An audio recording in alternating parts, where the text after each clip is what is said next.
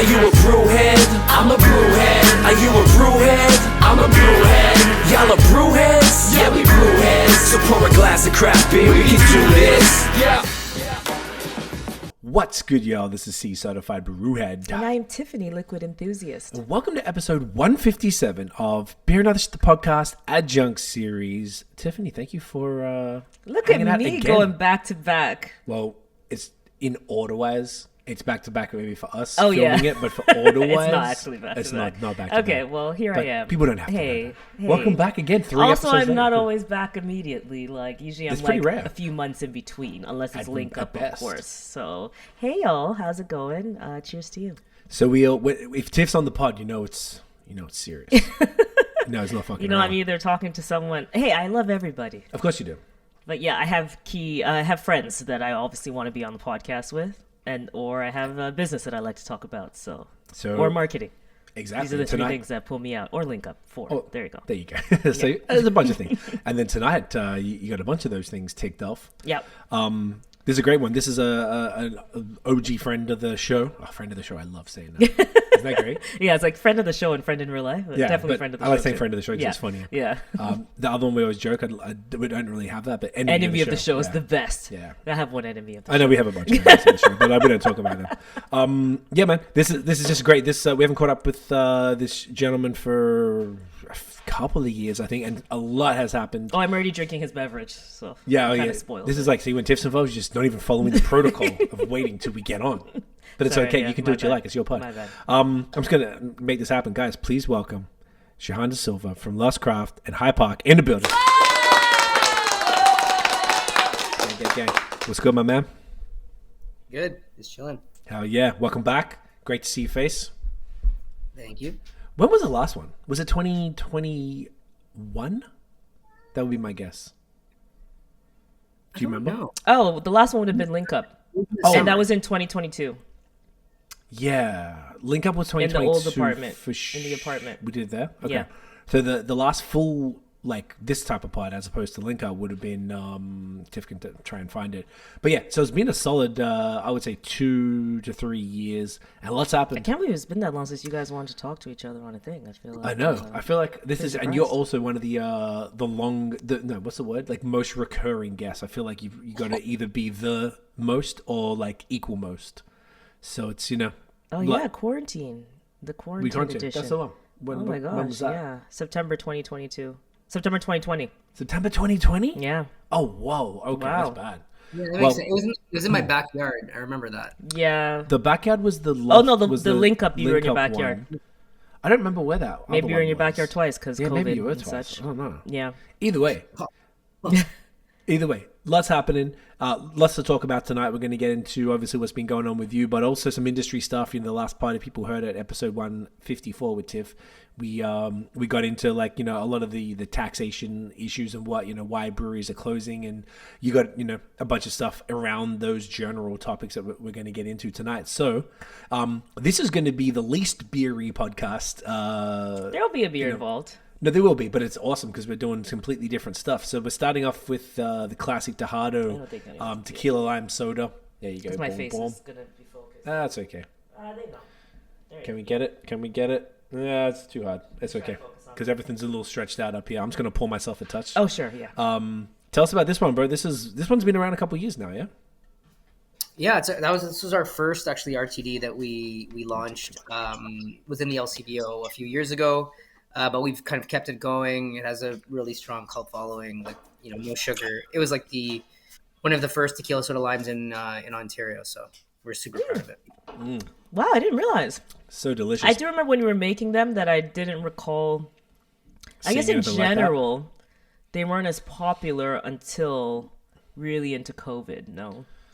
Or even kind of like 2021-ish. Would that be right to say? Like even just the ready-to-drink culture didn't really come through until like 2021 in That Canada? sounds fair to me. Because I felt like, or when did you, so what year did you all release this, sorry? It was the COVID year, so that was So that was 2020 likely. yeah. Yeah. Summer 20 Okay. Very Okay. tough year to launch a new product. No kidding. I mean, sort of and sort of not. I think that was like that artificial boom, no? Around that time, and then everything kind of leveled out. It was for Yeah, 6 I mean, months? you're right. Like hit or miss. Like certainly for established brands, it was money because people just went. You were trying to get in and out of an LCBO. You're not sitting there searching for things, bumping shoulders with people, right? Trading masks. So like it was not. It was not. Oh, what a time. That's the episode name.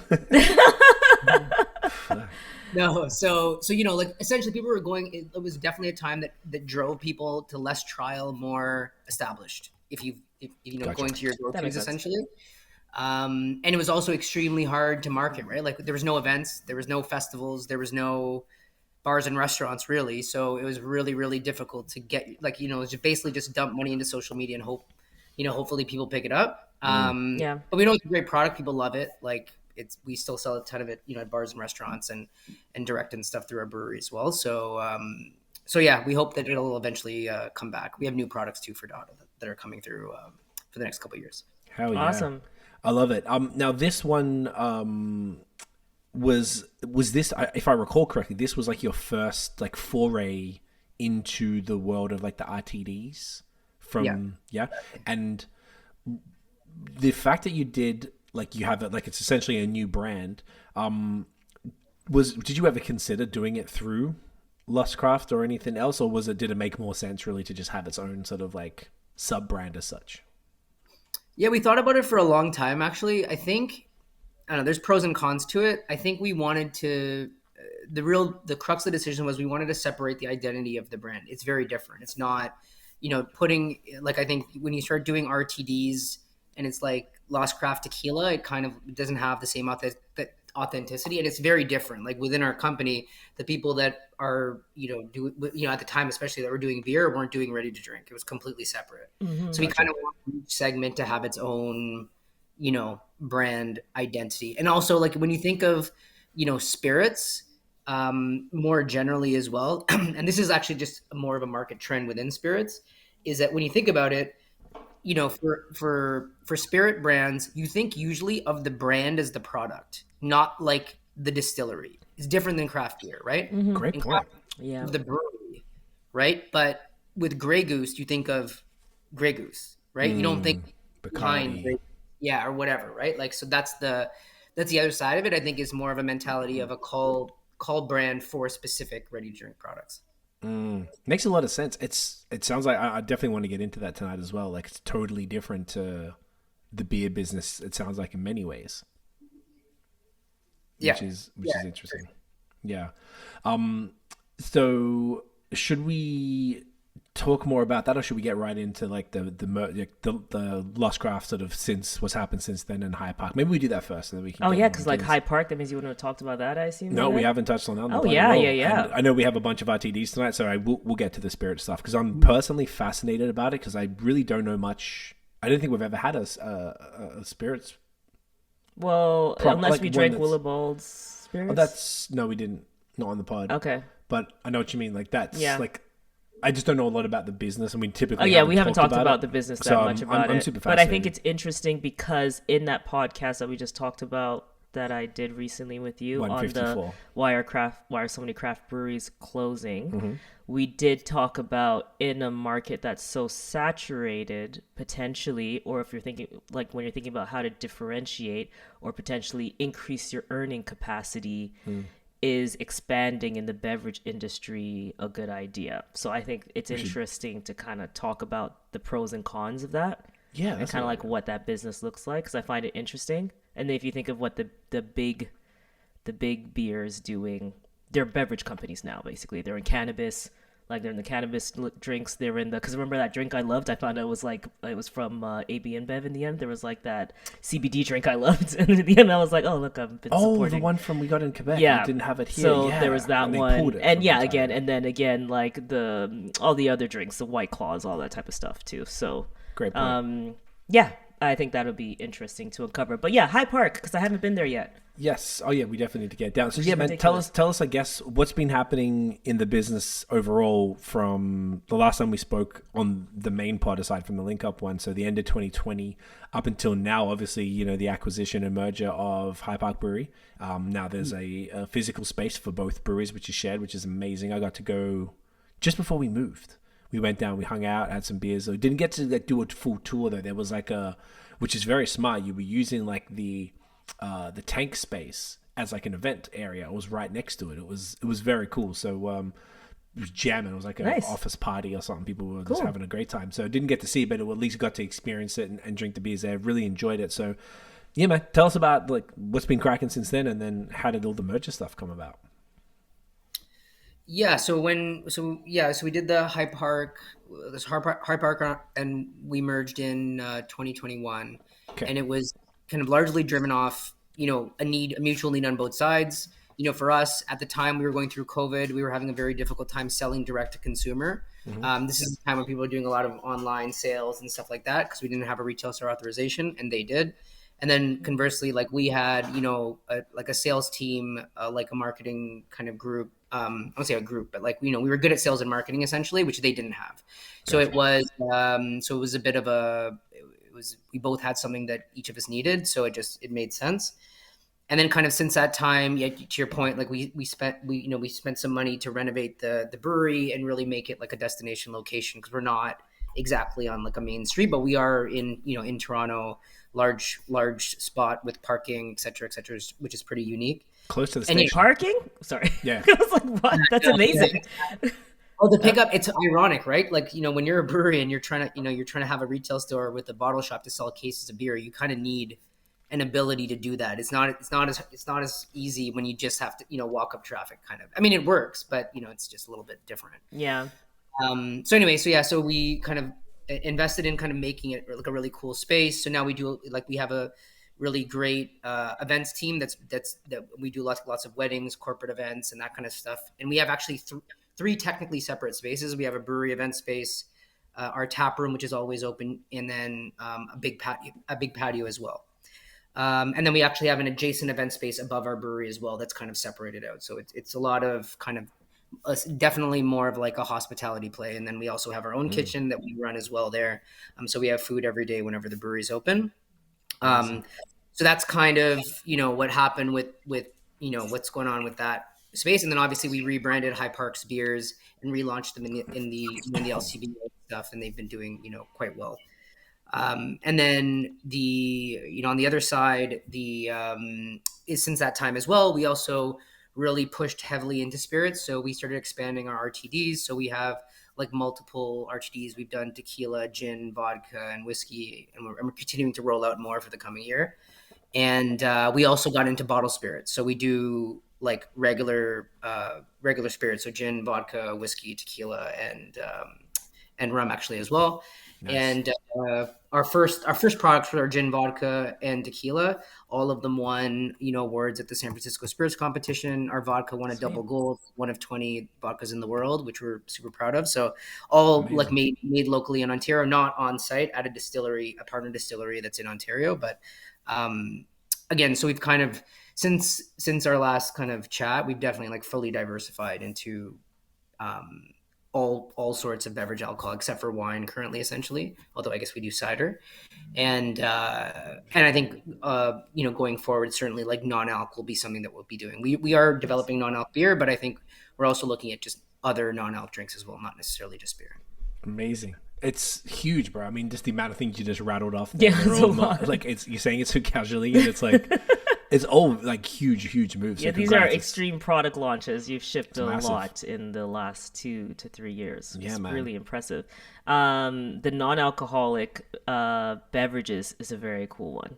Yeah. One thing I loved about Quebec was they went pretty in on the NA ready to drink. So like the non-alcoholic mixed gin. I loved those. They don't really have them here. No. At least none that I can really recall. I haven't seen really, one at all. Maybe do you know what she's talking about? So yeah, like I've seen non-alc RTDs for sure. Yeah, it's like the Dejado, just non-alcoholic, but it tastes exactly the same, so it's delicious. But you're right. Collective does do it. Yeah. Who else does it here? I haven't seen it aside from that. Not that many, but I see it more and more for sure. Mm-hmm. With those drinks, it's very much you gotta really figure out the demo, right? Because it's not easy. Like I've seen the Olay ones here just very recently, which I don't know if you know Olay. They're like a tequila RTD company, and they have some non-alcs. Okay. That I think recently, but there's yeah, it's definitely like a growing market, but it is getting a lot of new competition to that space as well. So Okay. definitely interesting for sure. Yeah. That's awesome. Yeah. With regard to the High Park and Lost Craft, like how have you? I mean, I guess you sort of when you merged with High Park, they already had like a full like roster of beers that obviously you've added to and tweaked and stuff. But how have you sort of gone about differentiating the two brands? Obviously, Lost Craft was I would say in the best possible way, a gateway brewery with the beautiful can. The first one, I think, in the province with like the can that you saw, everyone was like stoked to just hold and drink that at a party. A very approachable, crushable beers, the Kolsch and like the red ale and the Sirius the pale and all of that stuff. The original lineup, I guess, for Lost Craft that obviously has diversified a lot. High Park, I know, I remember having like they had some English ales, like a mild or something, and some IPAs and things like that. But yeah, what's the sort of, now that you've had the brand for a few years, what's the differentiator as far as the two? Yeah, I mean, I think certainly like Lost Craft has always been, certainly more of that gateway, call it craft brand for sure. And I think approachability and drinkability will always be kind of pillars to the beers that we kind of come out with. We will come out, as you know, with IPAs and stuff like that, but they're definitely going to be like lighter, a little bit less balanced, and kind of generally speaking, a little bit easier to drink for the average consumer. I'd say that High Park also had a very similar. There was a lot of overlap, I think, in terms of like stylistically. However, I think just that their beer styles were, and some of them which we've kept kind of going, but were needed to get a refresh. So they didn't have like their biggest beer, which is Rings of Saturn, their hazy IPA. They didn't have one of those. They had a traditional English IPA, which Right. Is that called Round the Pond or something? Across the Pond? Off the Leash. Off the Leash. What was the Pond one? Because that's the one I'd had. Across the Pond is their English. This is their English. It's their amber, basically. Okay, understood. Sorry. Okay. But again, Off the Leash won like a gold medal at the Brewing Awards, right? Like in Ontario, I don't know when it was, like 5-6 years ago, in an English IPA category. But that category isn't really what a lot of people are looking for at the LCBO anymore. Mm-hmm. So essentially, we just repositioned a lot of their beers into like more attractive categories, more generally. And obviously, like with the brand refresh, really helped. Like we kind of retooled the entire brand. We've kind of spiced it up with new seasonals. I think you guys tried our pumpkin spice latte ale. Yes, we did. Right. Fantastic. I think it was towards the end of it, so I don't know how much you could actually taste of it. Yeah, I think we had like 9 pumpkin beers in one session. I was like, I kind of it was fun, but yeah, because you were like, oh, what'd you think? And I'm like, everything just sort of tasted like cinnamon and nutmeg. Really, by the end, it wasn't really the best move in hindsight. But I want to try it again, though. Yeah, it was super interesting though because it was that coffee approach. Loved it. Very cool. Yeah, like, it did really well. So we were like super amped about that, and yeah, so it's kind of been an evolution. Obviously, there's been as I kind of rolled off, we've been doing a lot of different things. So we've been slowly like essentially trialing out kind of what's working, but that's kind of generally speaking what we've been doing kind of with the brand and kind of trying to separate them out. I mean, again, High Park is obviously very localized, to West Toronto High Park area. So, but we are definitely expanding it outwards as well. Hell yeah, cool. The demo, I'm just really curious because it's sort of, like we said, we were talking about this on the pod the other night where we were mentioning some breweries that had closed, but breweries that had merged. I mean, there was like 20 that closed, but there was maybe 5 pairs of that mergers. Came into some form of merger. Yeah, some form of merger. Yeah. It seems like it varies a bit. Sometimes they keep the brand, sometimes they don't. Like say, for example, what's the one? Mascot is taking Kensington's brand out from what it looks like altogether. I think we don't know for sure. We don't know, but that's what it seems and like. I was at a brow just before, and I met one of the reps from Silversmith, and they bought Black Oak, and they'd merged that because they put out one of their nut browns, and he gave me a can, and it had, as the classic beer from Black Oak. So they actually almost have like, it's like a tiny little label, but it's all branded like Silversmith. Like So being that now you've got 2 completely distinct brands, the rebrand is gorgeous, as that you were talking about on High Park. It's so nice. It's so modern. The tree, it looks like paint splatter, but it's a tree. It's super cool. What have you noticed with the differentiation between the demographics? Like, do you have different people? Does it kind of in the tap room? I imagine it'll probably bleed. Like people who kind of take this and that and whatever. But have you noticed any or noticed a differentiation, or have you intentionally been like, all right, Lost Craft is really aimed at this group of people, and High Park is really aimed at this? Is there anything like that, or are you just kind of letting it fly? No, I think that, I mean, obviously knowing your customer is important, but I'd say that we cast a wide like audience. So, and for both brands, to be honest, and we kind of learned that a lot through our like home delivery business. And I think home delivery is definitely skewed more towards like an older demographic than a younger demographic for sure. Okay. But sorry, 1 second. Yeah, you're good. Yeah, it's super interesting when you think about it, right? Like how people. What was the High Park like Beforehand? audience demo before? Or I don't know if it's still continuing on now, but what did that feel like? Shehan might even have a better answer, but I was thinking, like, I remember when we were talking, you were looking at the merger and you were sending me, you go, what do you reckon of their stuff? And I didn't even realize who they were. I had their beers, but I got them confused with another brewery. Mm-hmm. So I wasn't as familiar with what they had done, like if they had that English ale. To me, it was probably more skewed older, but they gave me the impression that it was more that older, that 10 to 15 year ago Ontario, where craft brewery, where it was like a lot of English beers, just like in Quebec it's all Belgian. Yeah. Out here everything was English beers. So it was kind of that. It seemed just old school. Like the branding was old school. And the beers that I had were more old school, which funnily enough I actually really enjoy now. All those English milds and stuff, I love them. So it's who knows.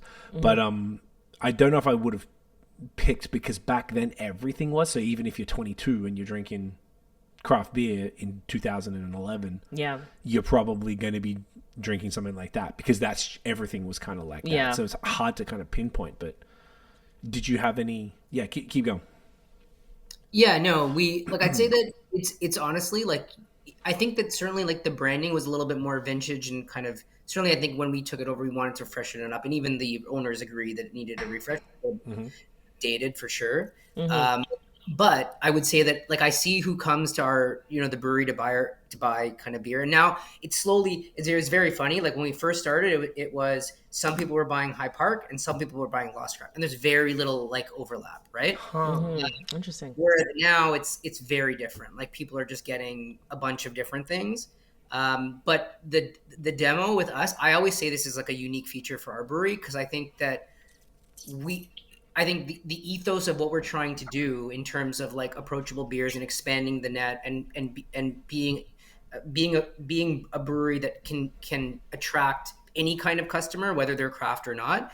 Like we see, young 20-year-olds to, retired people. Like it's a big off. It's not specific. Like we're not, the rocker brewery, or we're not the hip hop brewery. Gotcha. We have a pretty wide net, I think, of people that consume our product. I think that's also in part to kind of the community organizations that we work with, and kind of our marketing ethos, and kind of what we're trying to do and be about in terms of being pretty active in our community. So I think that certainly helps, because we're not really tied to one specific thing.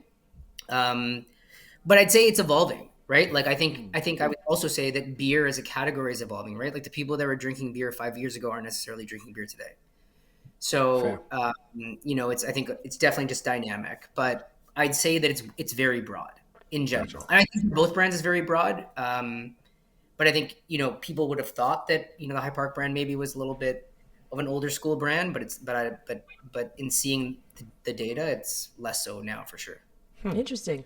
And sorry, one thing when you just mentioned that the people, I want to double click on something you just said. All right, that the people who were drinking beer 5 years ago are not drinking beer, are not the same today. Do you mean that it's expanded and there's more people drinking craft beer, or do you mean that? Like, what do you mean by that? I'm just curious. Like, how have you seen the craft beer drinker evolve? Well, I guess there's two sides of that. There's there's beer drinkers, and then there's craft beer drinkers, right? Yeah. I'd say that, beer is down. Beer per capita consumption in Canada, I think, is down 25% since 2008. Like that's a massive drop, right? Yeah. And then if you kind of focus in on a bit of the data, craft beer is certainly, I mean, there's all kinds of different numbers that you hear, so I'm not going to reference one, but I'd say certainly it's flatlining. It's not growing like the way, it's not growing 10, 20% per year like it was before.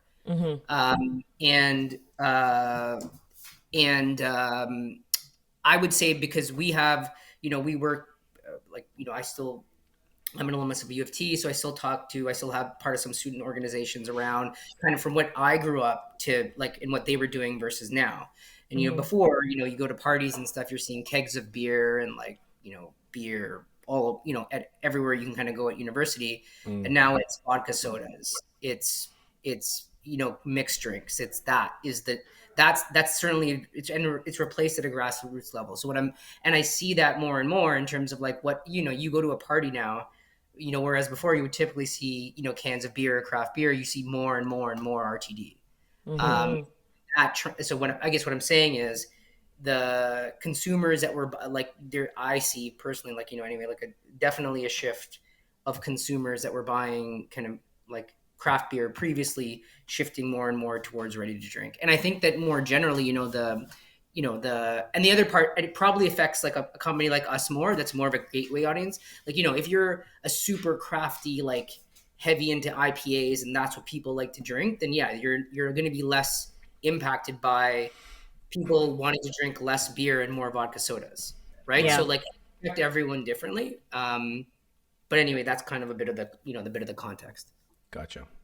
The other thing I was curious about, when Tiff and I spoke at the OCB conference in October last year, and we were using Lost Craft as like the benchmark for BIPOC and diversity as far as your consumer base. Like from the beginning, you're from Scarborough, you very much had the people you grew up around and with in mind when you were creating, at least even not when you're creating your products, when you're marketing the products, you were very much involving different communities and craft beer typically targets, as we've spoken about at length on this pod. How have you noticed those groups, basically meaning white, not white dudes with beards type of shit, everyone else, how have you noticed those people translating to the physical space? Like obviously Toronto is the most multicultural diverse city in the world, even if it's one of them. One of. Yeah. So people are everywhere, all around the city. But have you noticed, like, do you feel like the diversity aspect? I'm curious about that more from the consumer side, as far as like that's what's going to save the industry for the most part, is like more different people getting into beer. Like, have you noticed that they're actually translating from going to the LCBO, buying Revival, and then actually coming into the brewery itself? Yeah, I mean, I think that again, like I say, we cast a pretty wide net at Lost Craft High Park, so like we definitely get a lot of everyone for sure. We love white guys with beards too, as I told you before. So, they're overrated. Don't feel discriminated. I don't feel discriminated. They've been marketed to enough. Yeah. They're fine. I feel the opposite of discriminated. It's okay. Exactly. I feel overly included. We good. Sorry. But no, I mean, I think I would say, like, I mean, I set a high bar for myself, and I think that I'm certainly not happy with where we are in terms of penetration, because I still don't think it's where it needs to be. I think that we're doing, it's a slow grind. We're doing a lot of the right things, but it takes time, like anything, right? It's hard to convert. Like it's I would say, like. And this is where I think, like, the craft brewing industry has, kind of some structural difficulties, is because there's not a lot of loyalty, right? Whereas there is a lot of loyalty in the Heineken drinker, that drank Heineken forever, and the Stella drinker, or the, Bud Light drinker, or the whatever, right? Like, there's a lot of loyalty with those brands. So it's a lot harder to convert. It's definitely like a lot harder to convert. But that being said, I think that there's ways to do it. You just kind of have to be grassroots and kind of get your name out. But at the end of the day, you also have to make beers that are, palatable to those audiences. So if they're customers that want Coronas, and if you're giving them hazy IPAs, like, you're not going to convert, like, so it has to start somewhere. So you have to also have a product mix that works, I think. And then obviously connect with those, communities that, perhaps have been underrepresented in, beer beverage marketing in the past.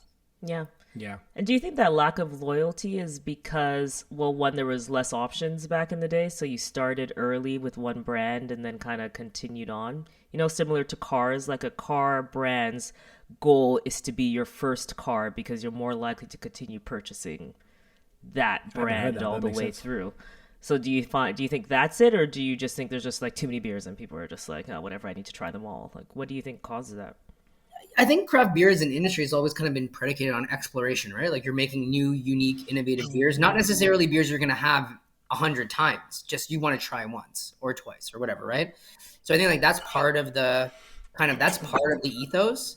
I think certainly another part of the ethos is, and that's changed for sure. But like, this year I think there was a lot of light lagers kind of that came out, or like light beers, way more easy drinking beers than there have been in the past, I'd say. And that's a trend that we see kind of continuing. So, I also think that,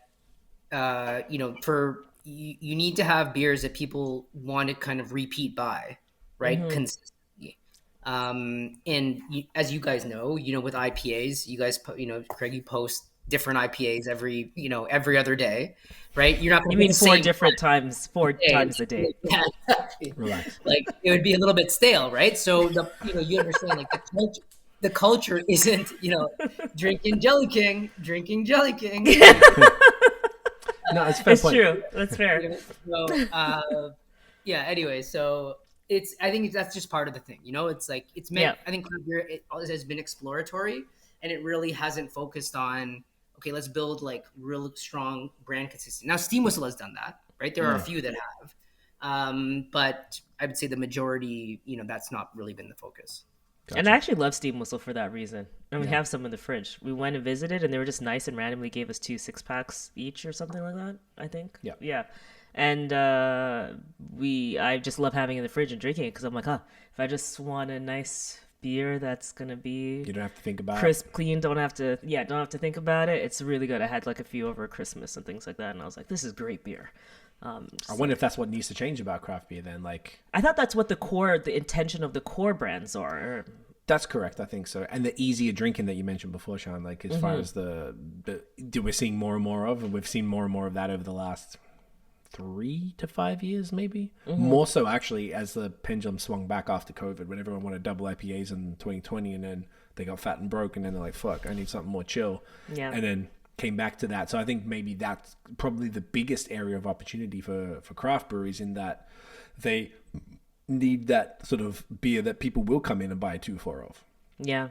And that's just like how they get down. So they feel good, and they want to always have 6 in the fridge every for that, time, and they just feel good. Like Maybe they still buy other ones for the exploration, because like you said, that is what craft beer has typically been about, at least over the last, say, 15 to 20 years. Yeah. But then, at the same time, sometimes you don't want to explore. Sometimes you just want something reliable and good. Yeah, I feel like that leaves a lot of opportunity for brand loyalty, even if it's not a particular product. Yeah. Like if you're just like, I love Lost Craft, and Lost Craft makes my beers, and that's where I get them from, and that's just what it is. And even if I pick up 2 different ones every time, it's like I'm still sticking with Revival all the way through. Specific type of consumer. Yeah. I want to. Could I just put a quick pin just before you say for that? A drink? The next one, I'll go grab it while you ask that question. Which is the next one, because you're directing? Do you want me to remind you what we have? Oh yeah, let's do the grapefruit. It's our grapefruit, new... beautiful. Because I haven't had it. Yeah, nice. All right, Tiff, you can ask your question. I want to talk about ready to drinks, because you mentioned you're connected to your alum a bit, and you're kind of on the ground there, so you're seeing that at parties, and you're just like hearing from the community. So what encouraged you to want to take this path in the ready to drink space? Is this something that you were just like, hey, I'm interested and I want to do that and I want to explore spirits? Or was this more data driven, where you could see a trend happening and knew that it might be a wise business decision to go here? Thank you. Yeah, I mean, I think it was a bit of both. I mean, I'd say that, we were definitely, had we been there a couple of years earlier, I think we look a lot different. But, essentially, certainly like there was a pretty fast like explosion. I mean, definitely like White Claw and like Neutral around that time was really when it really kind of took off like in a major way. Can I tell you a number? Actually, I have it here from the last pod that we did. In after 2022, there was 104% increase in ready to drink. So 102, like they just came in smashing like through COVID, basically. Right. So yes, massive increase. Yeah, massive increase, right? And I mean, there's obviously like ebbs and flows to this, but I think that convenience is a big deal, right? And I think also the quality of the product that you can get now is way better than it was before. Like you can get really good cocktails in cans now. The seltzers are getting better and better and better. So, I'd say like the quality as well in the RTD space has definitely gotten better. I mean, they're still not great RTDs, but I'd say, for the most part, there are a lot of great RTDs that are out there. So, when we first got in, I mean, part of it was there weren't very many tequila-based products, and we love tequila. So, I mean, that was kind of part of the genesis with one of our business partners when it was first developed. But certainly like now expanding our portfolio into more unique products, certainly like we see a big shift in kind of demand for those products for sure. I mean, and that is obviously, data driven, but again, we came out, when we started, or when I started Last Craft, I had an objective of kind of expanding craft beer to more people, but certainly it was about, fundamentally it's about making great products. So, you want to make products that people want at the end of the day. Absolutely. And so now within the RTD space, that's definitely what people want. Hell yeah. Oh, this is nice, dude. Great. This is nice. Grapefruit Dejado now. So it's like, it's super understated. Hint. Yeah. You know why I love these? You know I love Dejado. Yeah, you know how I I know. feel. I don't enjoy Flavor. very sugary, very sugary, very sweet. And that was a problem with some of the RTDs and some of just even the seltzers that breweries produce, especially when we were in the States. In Florida, So intense. so many of them were just like so sweet, like just not a good time. This is like fantastic. It's literally the hint of grapefruit, but you have like just a very nice subtle flavor and something that's too easily drinkable, but still I don't care. I'll just keep going through them quickly. Yeah. I love them. I think this is great. This is awesome. And this just dropped? Dropped like late last summer. It'll be like a first full summer this year. Yeah. Hell yeah. Oh, it's great, man. It's like, it's nice to have like a couple variants as well. Yeah. Of the same thing. Like you said, I guess tequila RTDs are pretty damn popular because a lot of people, tequila's like the... Some of those were popular in Florida too. That's true. So there was only actually. there was like that was the only ones I think one. I was drinking the most were the tequila sodas because they were the less sweet, the least sweet. And they still had... So it was cool. There's a bunch of different flavors, but yeah, I noticed it's like the clubbing crowd. They're always drinking that fucking, what's that? The pretty bottle, 1942, whatever it is, and stuff like that. Like people really fuck with tequila. That's what I'm saying. Yeah, tequila's a good time. So it's like it definitely feels like it's a smart one to keep expanding. Is this like a brand that you're going to keep growing out as far as the different flavors and offerings under the Dejado brand? Yeah, for sure. Like we have one or two new RTDs that are going to come out for next summer, and then we also have like I mean, it's a bit of a project, but we have like kegged and bottle cocktails as well that are coming out. That we already Sick. last year, yeah. So we're talking like margaritas, palomas, and some other kind of more unique beverages that are actually on tap. So they're really convenient for places that are like high volume. We actually have that under Local Spirit, our distilling company as well. So they're for both. So we have old fashions. Oh my gosh. As well. Sick, huh? Yeah, I love that. I was about to say, when we went to Vail in Richmond, Virginia. Richmond, they had old fashioned on tap, and I was like, "This is genius! This is amazing." So you all have that at High Park, like at the brewery. We do, yeah, and we have espresso. So we have margaritas, espresso martinis, and old Oh my fashioned. goodness! Oh, it's a party. Yeah. Okay, it's a good time. And that's interestingly, like, what we're seeing, to your point about the macro trend on beer, places that have 10, 12 taps just realize like you're sitting on a lot of money if you just have a lot of beer that just doesn't move very well, right? So what a lot of places are doing is compressing their beer lineup and trying to add other unique things. So this is like an example of something where, rather than having another IPA on tap, well, why don't you put a cocktail on tap and push that, right? Like it's easier It's an easier sell, and it's obviously consistent product, high quality. Obviously pre-batched.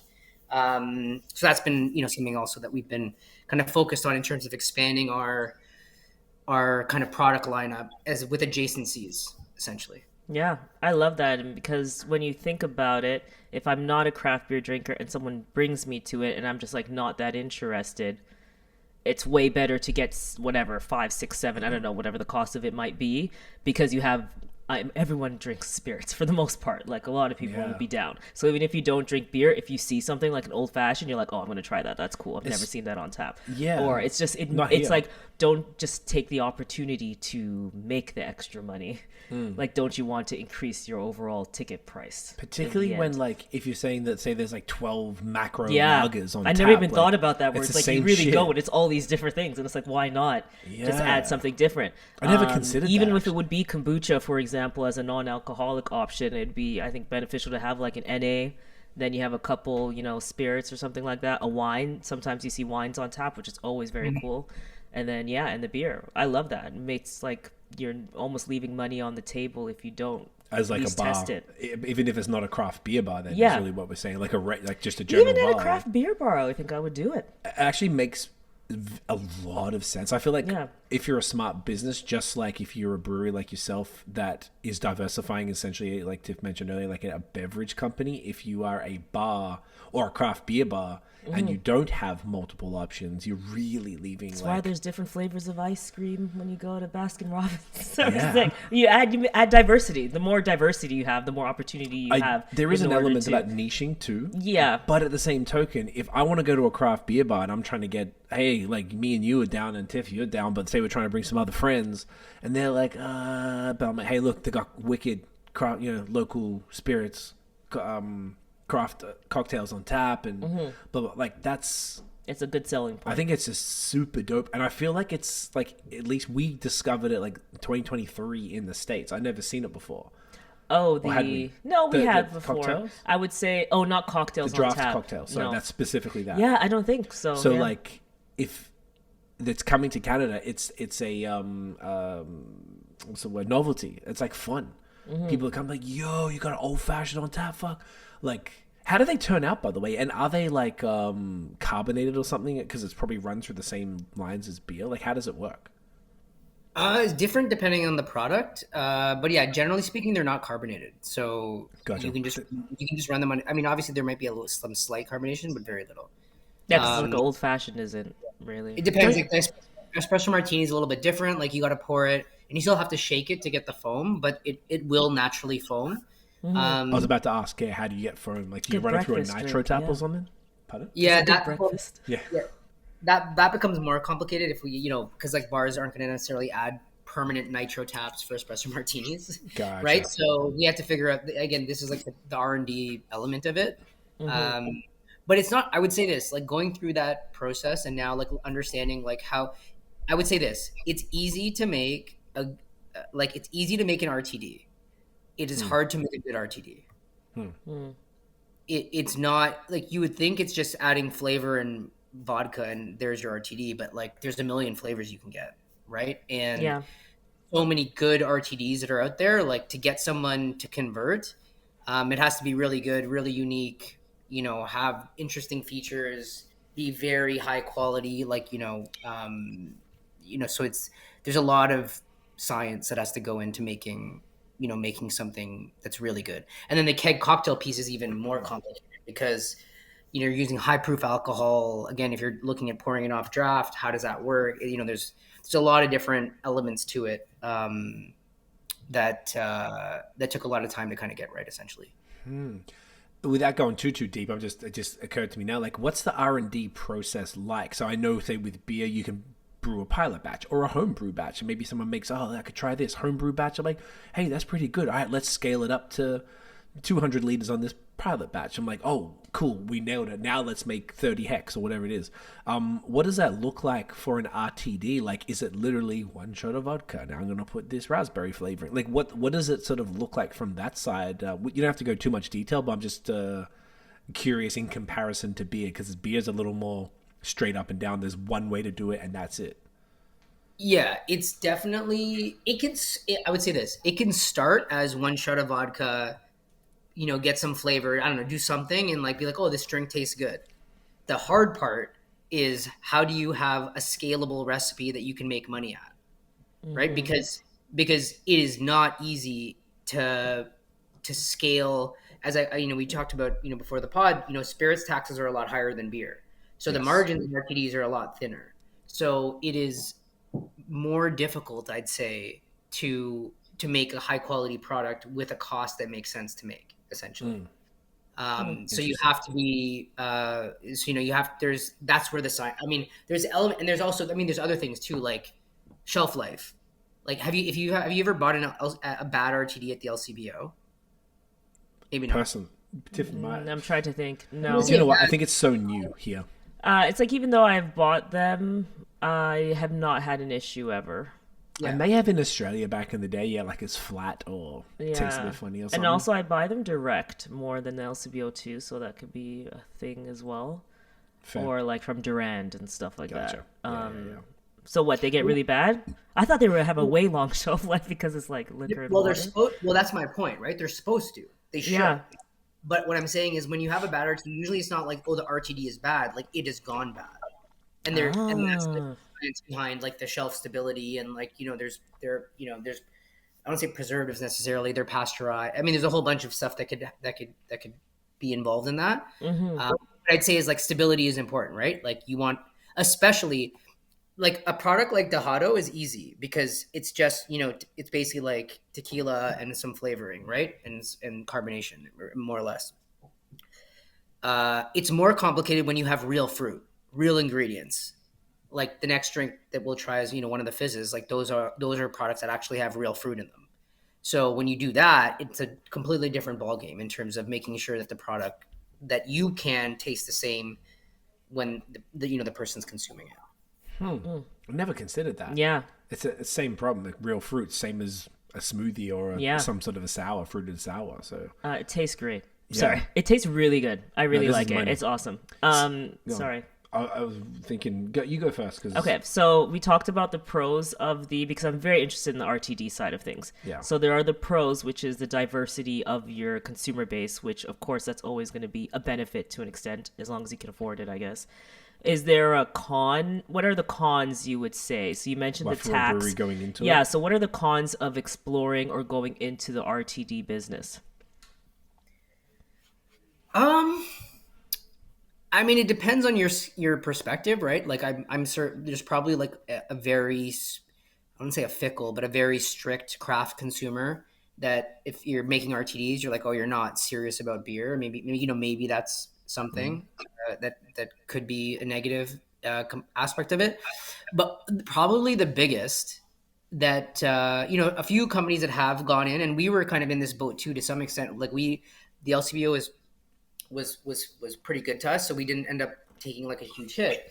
But the other thing, when you get into the art, like when you're playing in the RTD space, you are playing in the big boy territory. There's no small, now actually there is, ironically, but before there's no craft RTD category and White Claw, right? It's one RTD category, and you have to hit very, very, very high targets to maintain an LCBO listing. Like I'm talking astronomically, especially if you compare it to beer. It's like nowhere close, right? So Okay. whereas a brewery can launch a beer in the LCBO and it's easy peasy. You're never gonna lose your shirt at it. Just you may sell out, you may have a little bit of stock, but you shouldn't wildly overstock. The difference in at the LCBO with RTD is that you do, because in order to have a high, like you have a very short selling window, right? It's like during the summer basically, and you have to hit a really high bar. So in order to hit that high bar, you can't run out of stock. So you have to produce a lot.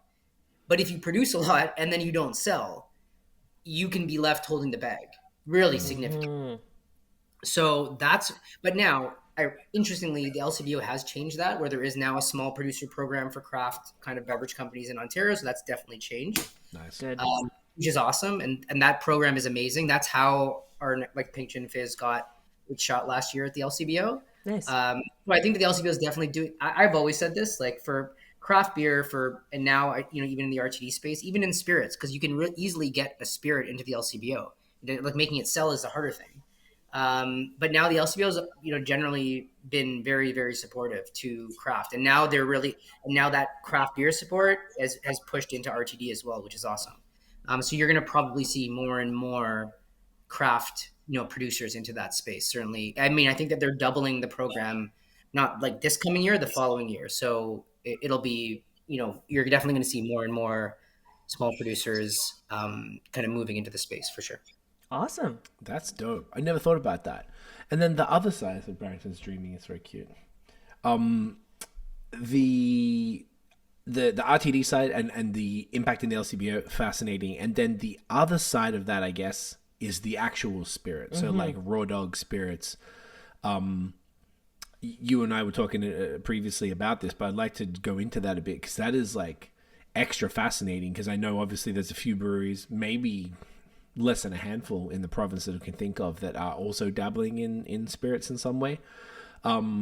What's the spirit game like in comparison to, say, beer or even RTDs? Is there, obviously you mentioned before about the taxes, we were talking about that off air, about like how much more the spirits tax is, but what's the sort of general overview of that world? It's way harder, is what I'd say. Like, it's exceptionally hard to do bottled spirits. The taxes are really high. The retail landscape is very different. So it's as I mentioned to you guys before, it's easy to get someone to trial a $3.50 can of beer. It's hard for someone to trial even a $30 bottle of vodka, let alone a $40 or like a somewhat of a premium priced product. So it's a completely different game, right? But in the context of our company and adjacencies, for us, it was an obvious natural fit. Like, we're already doing most of those things. We're already selling to a lot of bars and restaurants in the province. So if I can sell them, if we have a great quality craft product that we can add on to beer, RTD, or whatever else we're selling, it's the same truck going to the same location that's delivering the same product, right? So it was strategically, that was kind of part of it, and also obviously, like, for us, it also because we definitely want to build out our RTD portfolio more and more with more variety, and we see that our spirits bottles and the fact that they are all a lot of them are award winning really adds credibility to our product. Like, our vodka soda is made arguably one of the best, ranked one of the best vodkas in the world. Awesome. It's not, what I mean? So like that's kind of the game, part of the strategic idea about having the bottles. But there's a business element, but there's also like a brand element. Like, we make the spirits. That's why like our spirits company is separated. It's not Lost Craft Beer. It's different. It's not the same. Different process, different R&D, different development. So hence why we've kind of separated Mm. everything out. Interesting. That makes sense, because that's a huge business when you're thinking about like your competitors spirits. and stuff? Like you're you have like next to Absolut or Diageo. whatever. Yeah, you have like Diageo's a massive brand, so I guess you're competing with everything like their them and portfolio. everything in their portfolio. volume, And the volume. That's so. Sorry, are you held to the same? You're not held to. So in spirits, you are held to the same standards, or it's a bit more fair than the RTD side? Because you said with, it's like, the easy to sales get numbers? in. Yeah, with sales numbers. You're not held to the same standards, right? No, it's more. It's easier. So the RTD. It's hard to get in. Very high sales threshold. It's a little bit different now, but I'm saying historically, hard to get in. High sales threshold. Spirits, easier to get in. Very low sales threshold, but it's very hard to scale that sales threshold, right? And it's very difficult to make a lot of money at the bottled spirit game. Like, so to give you, context, I'm giving you like rough numbers. So like a $30 bottle of there's some small credits that you would get as a craft producer, but let's call it like a $30 bottle of vodka. Like, your net back to you when you sell it through the LCBO is like $8, right? Okay. So you factor in bottle, liquid, labor, packaging, like stickers, whatnot, you can think like how much you making on that product, like a couple bucks per bottle. Yeah. So now think, how many bottles do you have to sell to make that worthwhile, right? Goodness, yeah. It's the margins are very tight, like exceptionally tight. And we learned that the hard way. So I mean, it's just hard to make money at the end of the day. There is like $3-4 that you can get as a small producer down there. There is some rebates and incentives that you can get. But even if it was $5 a bottle, that's still, again, The margins are very low. bottles do you have to sell at the end of the day, right? Yeah. How do distilleries? I'm talking about like craft distilleries in general, like a Dillon's. Like, what are they? I guess They probably restaurants scaled are the for huge years. thing. Bars. I guess your focus is restaurants and bars. But they didn't get into the LCBO until more recently. Yeah, recently. Yeah. Like, and then they even got to SAQ in Quebec. So I feel like they just did a full like retail play, whereas before it was like mostly like at the distillery. They had like At their location, yeah, Yeah. exactly. yeah. And there you can make money. I mean, at your location is where you make money at the end of the day. Right. Like I talk to a lot of founders at breweries, and like when I see this play out time and time again, where people think that the solution is, I just need to sell more at bars and restaurants, and that's absolutely not the solution, because the cost when you start factoring the cost of like selling this, the sales rep, the delivery costs, the like back office accounting, now you have invoices, you're collecting keg deposits, there's an infrastructure that you have to inbuilt to do that. And if you're not profitable at your location, it's very hard to be profitable outside of your location, essentially. Right. That makes complete sense. Yeah. What was I going to say about that? I had it. Okay, so in Quebec, and this is what I don't know as much about Ontario, there was a really strong local spirits scene, like push from the SAQ, where they had like a Quebec distillery like section. Yes, there was all Quebec stuff. It's like the equivalent of how the Ontario how VQA is treated here. Right. Yeah. So I guess a double-sided question, like from both the LCBO and retail side, which I guess is only LCBO because of spirits, and then the consumer side, like is there a strong like local spirit scene in Ontario as far as like, because Quebec, there was so many gin places, so wherever we went, we were almost always able to go to a distillery because there was going to be some sort of fire, or fire gin somewhere. Mostly gin out there. They got other stuff, but the gin was really big. So like here, I know there's a few, but like, is it as much of a thing for local craft? And I mean that is in, like, you say, if we want to go to the SAQ and I'm like, let's get a new bottle of gin. And then, what do we want? And you just look at them all and you buy the one with the pretty label, or one that sounded nice, or one that maybe you'd heard about on Instagram. Like, does that exist Mostly here? Instagram. Mostly Instagram. But you know what I'm saying? Like, is there something like that here where people can roll the dice on a $30, $40, $50 bottle because they're just like curious and want to try something new? I mean, I think some people do, for sure. I'm not saying that there's zero sales in it. I just think that it's a hard thing. Like, we wouldn't be in business if we were just doing bottled spirits, like it wouldn't make any sense. Gotcha. Like, it's as an adjacency, and obviously, like, as we're building and scaling, I'm just saying, it's every startup doesn't make money, right? Like, so it's not that it's impossible. I'm just saying that it's very hard. It's much harder than beer. Yeah. Like we were talking about the taxation and things like that on beer, and not really considering what that looks like even for that business. And one other thing, I think the loyalty that you mentioned earlier is also a key thing here, because you're loyal to like the spirits that you buy. Yeah. Like if you buy Grey Goose, you always buy Grey Goose. You're not trying to drink it something else. Like Grey Goose is the one, for example. You don't go and pick other things off of the shelf. I You don't know when I what drink you're drinking. spirits. I try different gins, and this whole thing is like a different array of products. Yeah. Our bar, but normally speaking, you pick up the same thing every time. So you really like I have to guess you're right. penetrate. You My really parents would have to drank penetrate. Jim Beam. That was their shit. Yeah. So that's all they drank. They never bought Jack Daniels, nothing else. It was only Jim there you Beam. go. You're right. Yeah. Wow, I never thought about Yeah. that. Yeah, so I mean, you also, have to break the load. I think we jokingly, Craig, talked about this with beer, but I think it's actually more significant in spirits.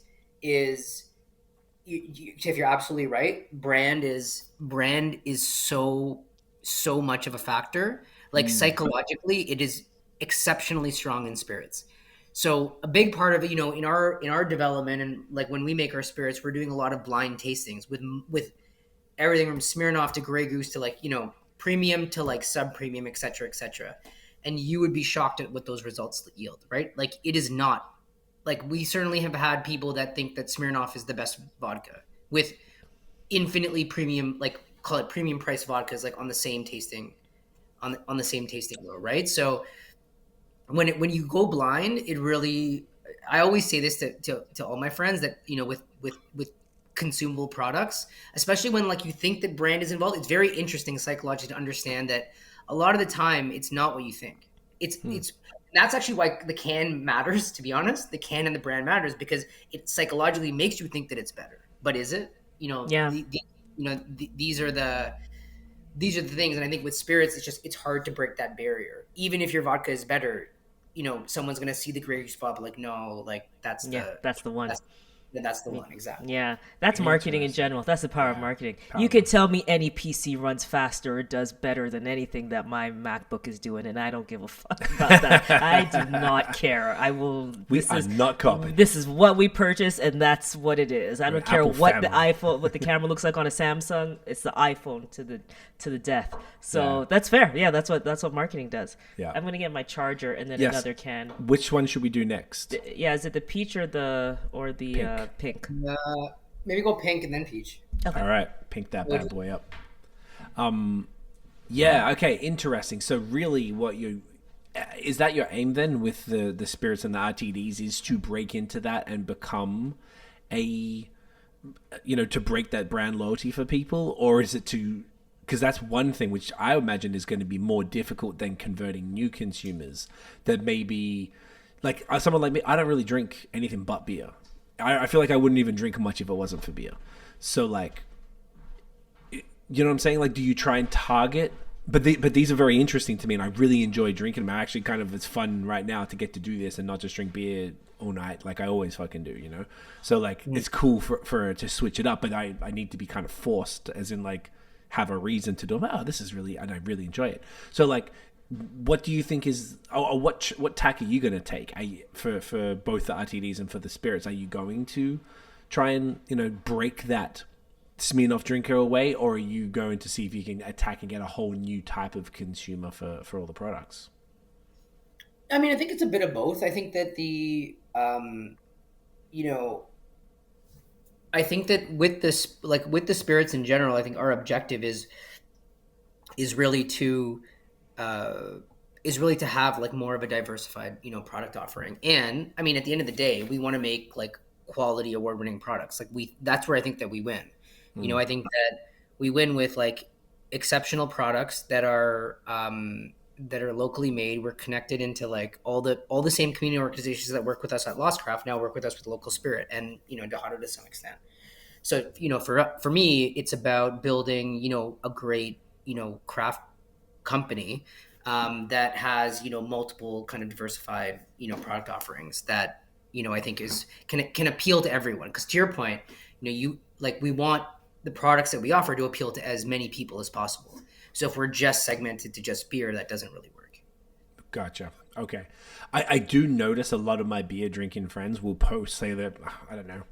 I'm trying to think of, I see a lot of them. I'm trying to think of a situational example, but I'm seeing a lot of them drinking other things than beer, and they do drink RTDs, or they are making themselves a cocktail with a local spirit or something. Because I feel like the beer drinker is also interested, like just like I'm interested in trying new beers, I'm equally interested if we're going to try some spirits. I have zero interest in any of those mainstream brands. I don't think they're bad or anything. It's just like, it's not fun.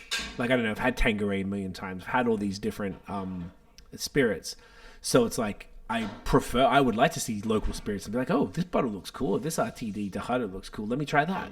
Like, that seems fun. So I wonder if the craft beer consumer is still probably going to be, or the same type of, even if it's not the beer consumer, but the same type of explorational or adventurous kind of person who just wants to try some new shit. Would be good for that. Does that sound like it's a... Oh, I have a little thing over there if you want to plug it in. Oh, it's reach. back. Okay. Yeah. What do you reckon as far as that's concerned?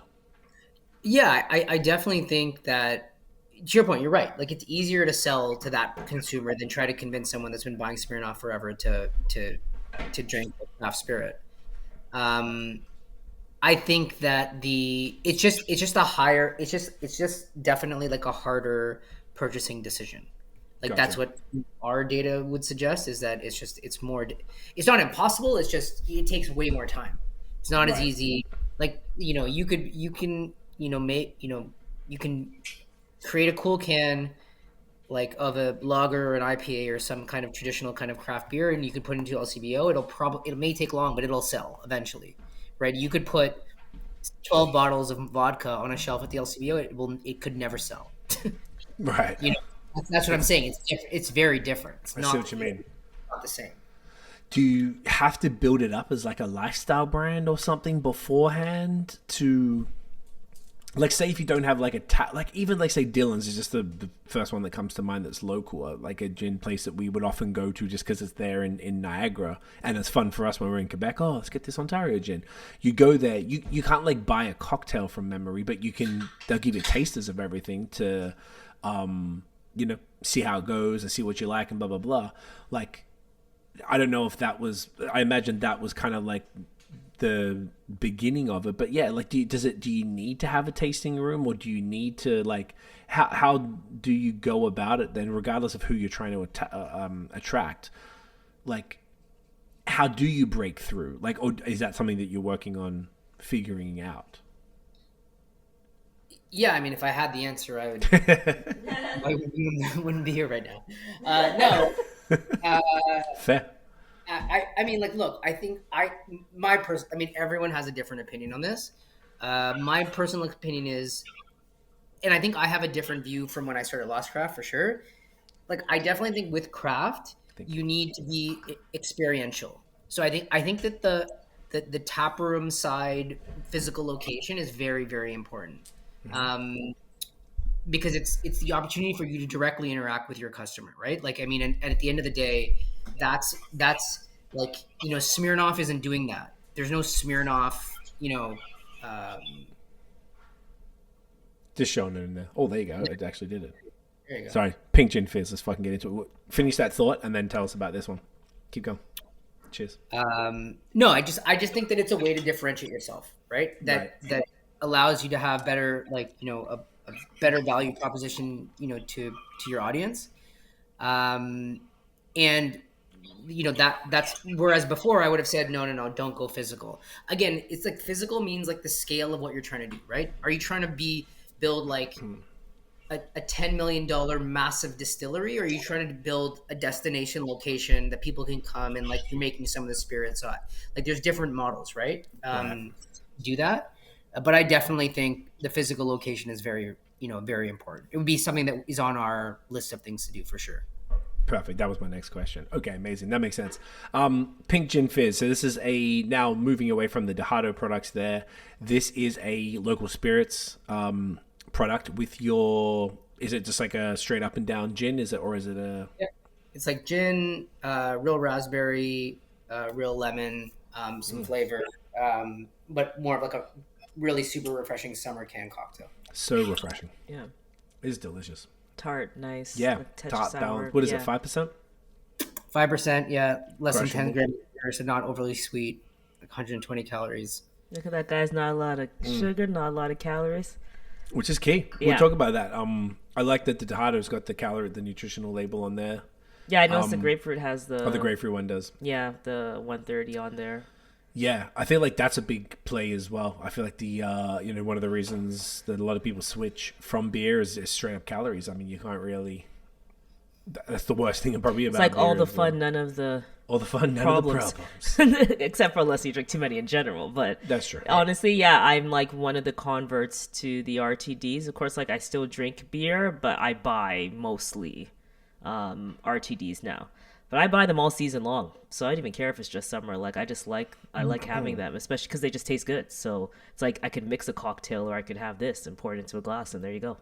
and on ice, and it's a good time. This doesn't feel like, I mean, it's summery as fuck, but it's like, I don't know, it's Yeah, it doesn't feel. It cold as feels hell, like and I having a feel cocktail, great. just like I would have a gin and tonic at any point in season. So it just feels like that, or a tequila soda. Like I'll take a tequila and put some like nice sparkling on it every now and then. So it's like, yeah, it feels just like that. And it's not, once again, like the Dejados, it's not like over the top. I feel like that's probably one of the problems that a lot of the RTDs, and even the ones that I grew up with in Australia. I mean, we had RTDs since forever. Oh, because you guys had the Jack and Cokes, kind of like more Yeah, intense like stuff. I used to get Jim Beam and Coke. Well, I wasn't Coke and cola.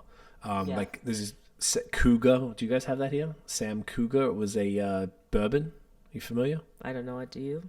No. Yeah. I don't think I've ever seen it here. Maybe it was Aussie or something. So we used to drink that a lot because I think it was cheaper than the Jim Beam one. Stuff like that. But we had all different like flavored things and whatever. And they were always just so like there's one brand called UDL. I forgot what it stood for, but it was like they had raspberry, but it was like bright red and it was just fake ass raspberry. It's so sweet. Like the fake thing is the big problem to me, is like when you just taste. fake. That's what I'm saying. I enjoy these because they're so light. Like you get the flavor there and you get the point, but it's not like so blasting in your face. That's the like sugar. you don't want a Coca-Cola or something. That's the whole point. Like you're an adult.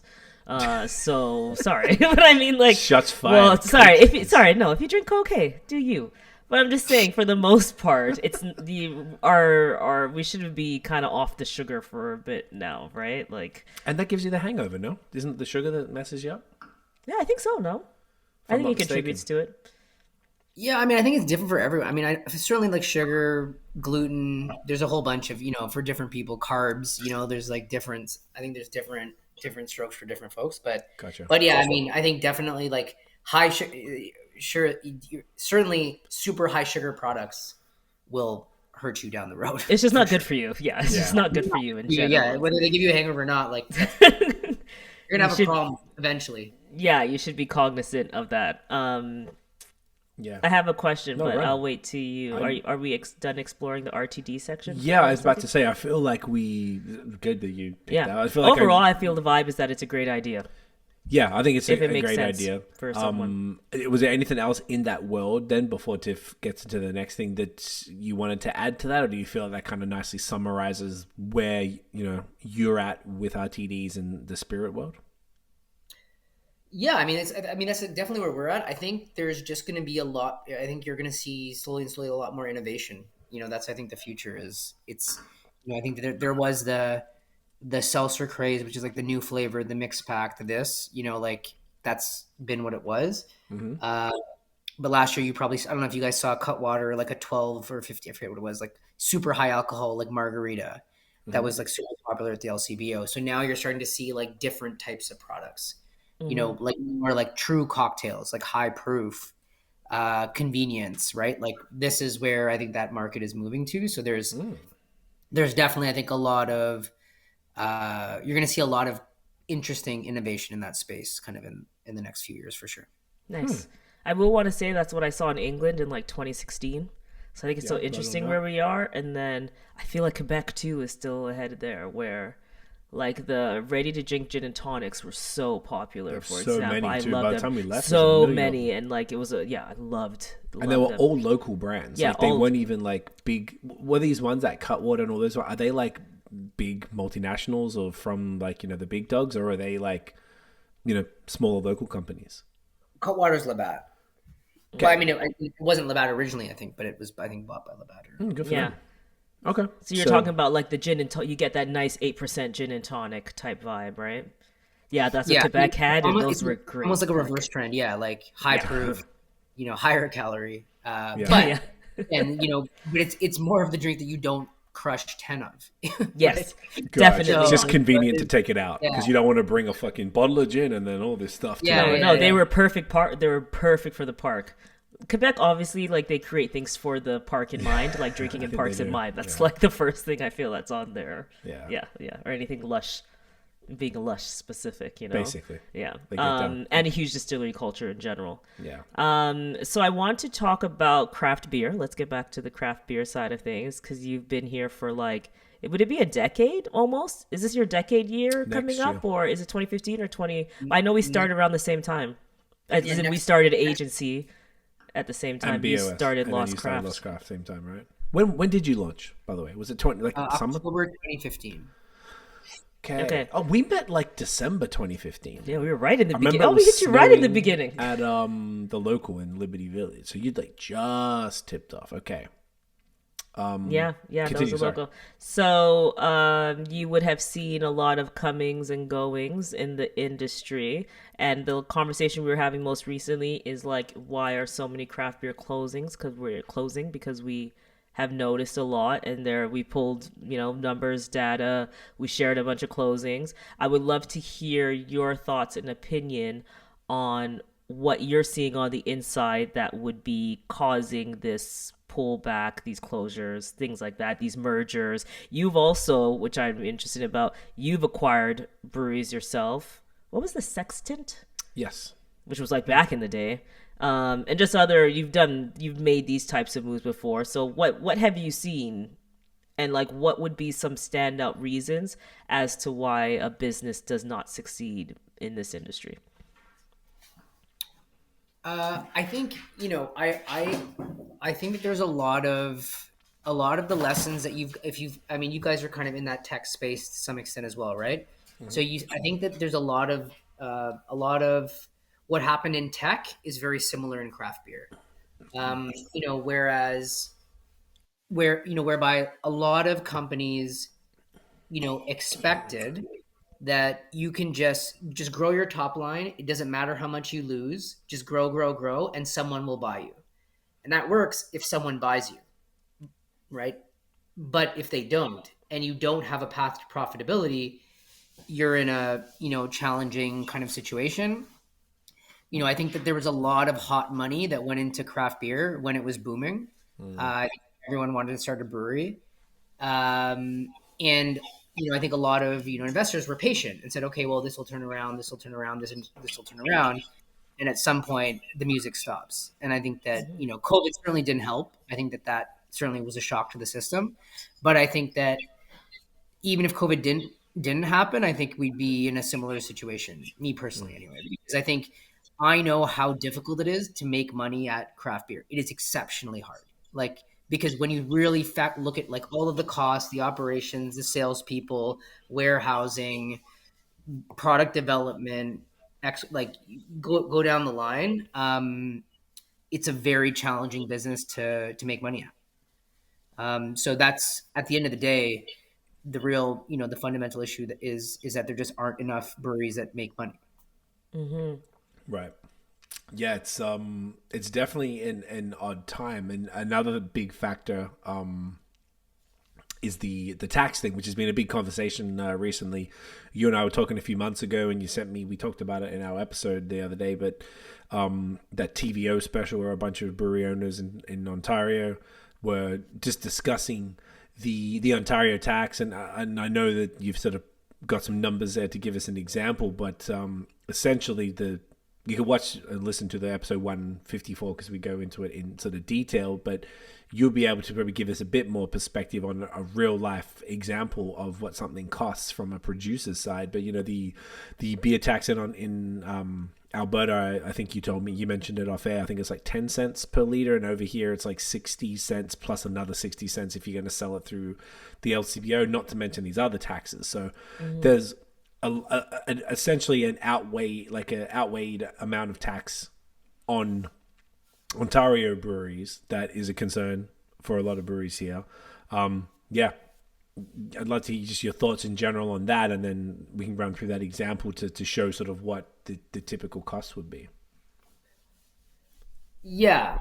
I mean, I think, let me start by saying I'm not going to lobby against something that benefits me, but I would say as an overarching kind of point, I think what I just more generally would say is I think tax is important and it benefits everyone, and there's different graduating scales of tax that we can focus on, and I haven't dug into the detail on every provinces because there are nuances and there's graduated scales of tax and whatnot.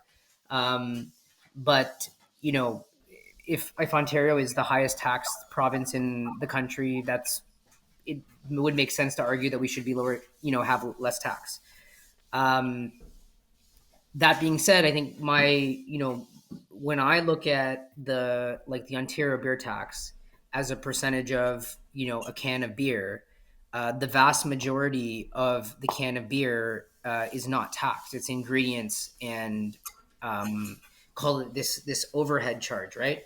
And overhead can be a lot of things. It can be rent, labor, utility, like a whole bunch of other stuff that go marketing, right? There's a bunch of stuff that go into that number.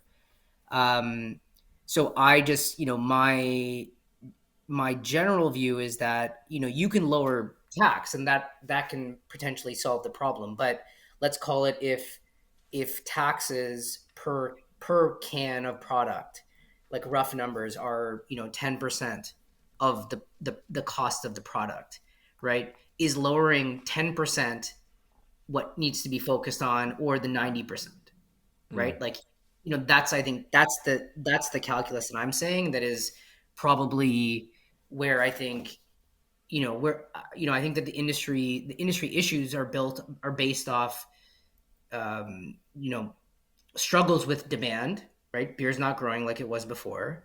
And breweries are very capital intensive industries, right? You have to spend a lot of money, put a lot of equipment in, long-term leases, big investments if you want to physically make the product yourself. So when you have highly fluctuating demand and limited brand loyalty and a lot and kind of ebbs and flows in terms of like what people want, that's a very hard business to run with a large physical location, right? So that's where I personally think that, and this is kind of, we talked about this before about why Ontario's craft beer scene has struggled and BC's is, and there's structural elements to I think all of this. But I mean, from where I sit, I think that, historically anyway, over the last 5 years or so, within like I don't know if it's an OCB or the Canadian Brewers, all these like industry organizations really heavily pushing bricks and mortar, bricks and mortar, bricks and mortar. And then you had, beer media or writers or whatnot arguing bricks and mortar equals quality. Not necessarily Not us. That wasn't us. but not necessarily actually doing. Did you do a blind taste test? Did you actually compare all of these different beers? It's just like psychologically, it's like, no, they're passionate about this because they built a facility. Well, what tends to happen is, and this kind of snowballs into the industry. So you build a facility, you're struggling, the demand isn't there. The beer on the product on the shelf now is stale. So people consume the beer. It's not that good. And then you have this loop where now it's affecting the industry, right? Healthy breweries benefit everyone because then the quality of the beer gets better, everything gets better, more consumers are attracted. But when you have a lot of people struggling, that really hurts the industry, right? Because people are coming out with less beers, less good beers, quality beer can suffer, the whole nine yards. Like the commentary from BC is like, people love BC beer because the quality is great. And I'm not saying the quality is bad in Ontario at all, but I'm saying, certainly there's, certainly we as an industry, we're not where I think I would have wanted us to be 5 years ago or 10 years ago when we started the business, for sure. Right. In what sense, as far as like the progressive maybe ideologies surrounding the contract stuff? Because I feel like I agree with you on that. That's something that we were vocal about here a lot, and it seems a little ridiculous. Definitely a waste. I would say a waste of focus for sure. Like when I believe the priority should be like who's the enemy, say, which is big beer. Yeah, so you should be doing infighting. everything to prop up everybody in the arena in order to make sure that they have all the opportunities to put a dent in the larger competitor, which is the goal, like coming together to do that. So I would agree. I think you're saying that it's like misguided. There was like a waste of time. There was a waste of time probably focused on contract brewing and what that meant for beer, as opposed to just, hey, shouldn't we be doing everything to make sure that craft can take a dent out of the big beer, which is like, maybe we should be promoting, maybe all the marketing efforts should go there, maybe we should even have media that we put together to just promote everybody all the time to make sure that we're getting this messaging out, as opposed to going into the nitty gritty of what it means to be a brewery or whatever that is. Are you saying there was time wasted there? Oh, for sure. I mean, I just think, yeah, I mean, I think it was, yeah, to your point, I personally just think it was misguided. I mean, obviously, we faced the brunt of it because we were on the contract side for a while until we moved to High Park. And we still do some contract business for like our larger commercial kind of production. But I mean, I think that uh, the bigger issue, and everyone can have their own reason and they can say whatever we want, but we know where the industry is, right? It's not where I think everyone wants it to be.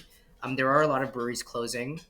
Consumption isn't going up the way that anyone would have wanted to, or I think it's less about consumption. It's more about share. Like the craft industry is not taking share away from the big producers, right?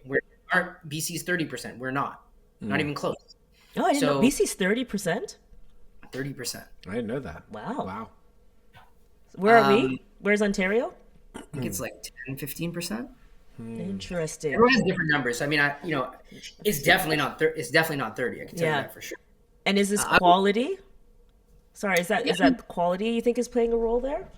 I mean, who knows, right? I mean, I haven't done the analysis on the taxes and whatnot, but I think certainly, I mean, what they say is like the quality of beer is better. I say, like, just anecdotally, when I go to BC, it's hard to find domestic brands on tap.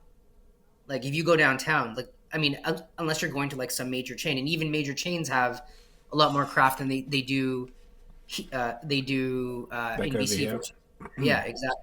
And I think I do think that the beer store monopoly has definitely had an impact. I think Ontario's market structure, which is changing now, which I think to some extent will be for the better, kind of in the long term.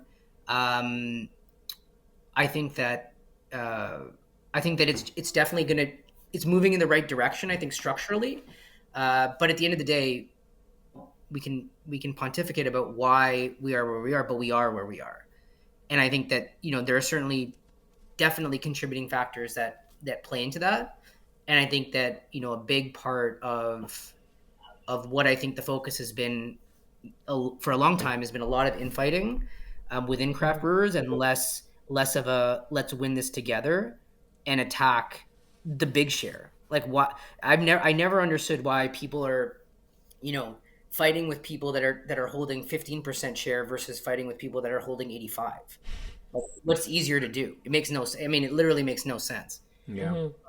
But it is what it is. So sorry. No. So would you say that the taxes are not as large of an issue then, or what is your thought about this? Because again, we're from the outside, so I'm asking because I am curious as to what causes. So like infighting seems like a bit of that's an interesting perspective there, and which I understand. And when we were reading the stats, we were just like, oh my gosh, breweries can't make any money because they're paying so much in taxes. All of this is like the government's eating this up. So your margin's so low when you consider all the other things that are on it, like labor, general operating costs, all of that stuff.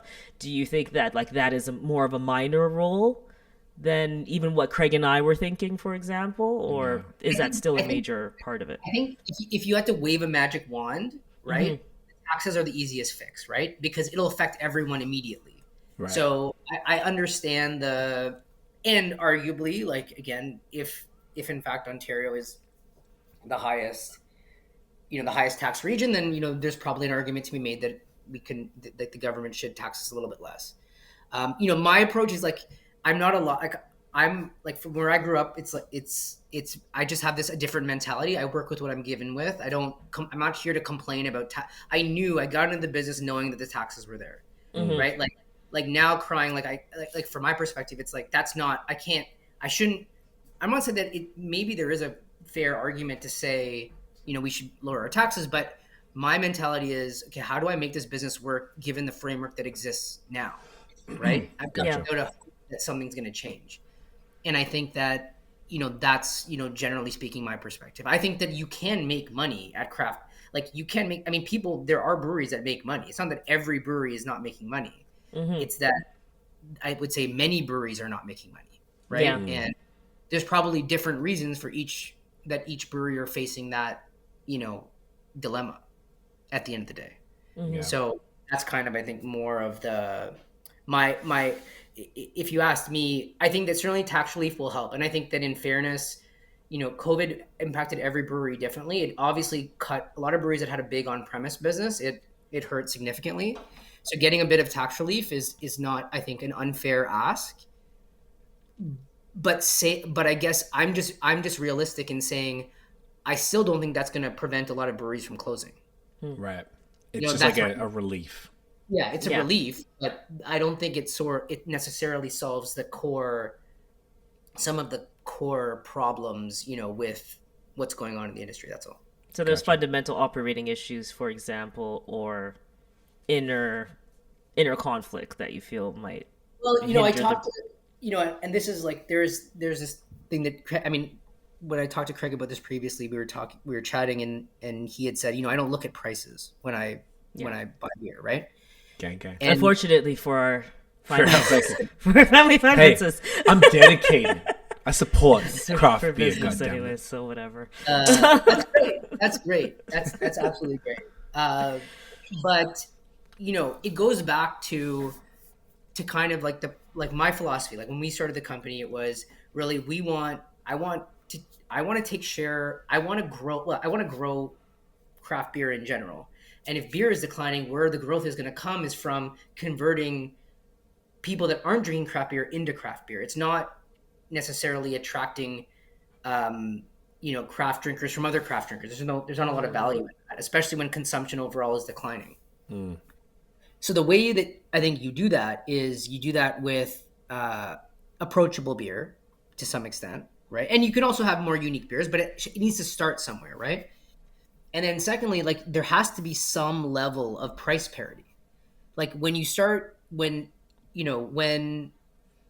one thing, it's one thing for me to say, okay, craft beer prices are, let's say, I'm giving rough numbers. A Stella is $3 and craft beer is $3.50. Okay, now maybe that makes sense. Maybe it doesn't, whatever, but it's close enough. Whereas if you're saying a Stella is $3 and a craft beer is $6, now you're like, well, wait, this is a lot more, right? Mm-hmm. And now if you're saying well, it's the tax that's the problem, but wait, you're charging we all know this. Every brewery is generally speaking charging more than mainstream macro brands.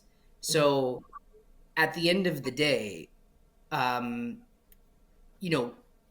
craft breweries get a benefit on tax already versus big brewers. And obviously big brewers have massive scale, so it's different. It's not necessarily, but we have that advantage, right? We start with that advantage against the big brewers. Mm. So, my general view is like, if we really want to take a dent into the industry, we need to be more efficient. You can't, the premium here, it's, again, every business is different, but I think it's very hard to justify like double the price or like 50% more. Like if you start saying craft beer is 50% more than mainstream beer, I think no matter how good the quality is, it's going to be hard to really convert people. Mm-hmm. But if you can get closer, I'm not saying that you have to be buck a beer, but I think that you have to be competitively priced in a way where you're really pushing the consumer to say, hey, why don't I give this a try? It's not that much more money. If it's any much more, if it's any more money at all.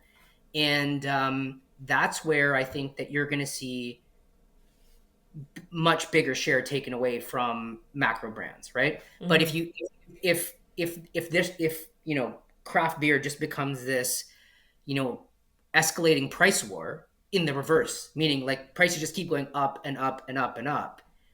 I especially over the next couple of years, given where the economy is, I think it's gonna be infinitely worse, like infinitely worse for the craft industry overall. So at the end of the day, my point is like we need as a collective industry to be more efficient. It's not like we need to be able to kind of price closer to parity with bigger macro brands in order to truly effectively compete with bigger macro brands. Right.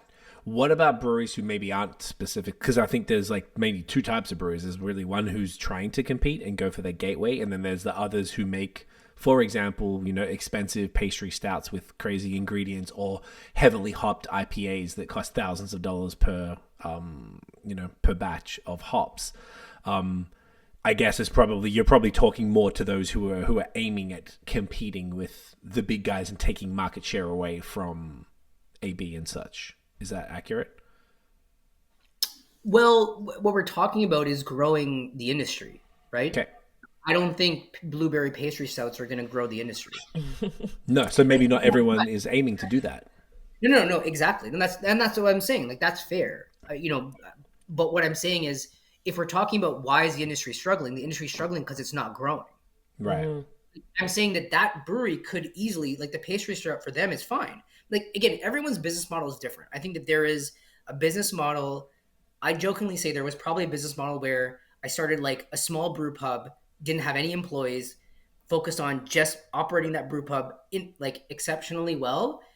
I think there's a good business that you can make a good living doing that business and have very limited staff. Another business is I want to be Steam Whistle. I want to be this big brewery with a huge production facility and selling everywhere. Completely different business model, right? Um, and if your argument is, well, we should, in order to grow, we just have all these small breweries in every different region doing these different things. Yeah, maybe that's possible, but that's not where that's not how the market is structured in Ontario. The market is structured in Ontario. There are like a lot of these smaller breweries and brew pubs, but there's a lot of mid-size production facilities.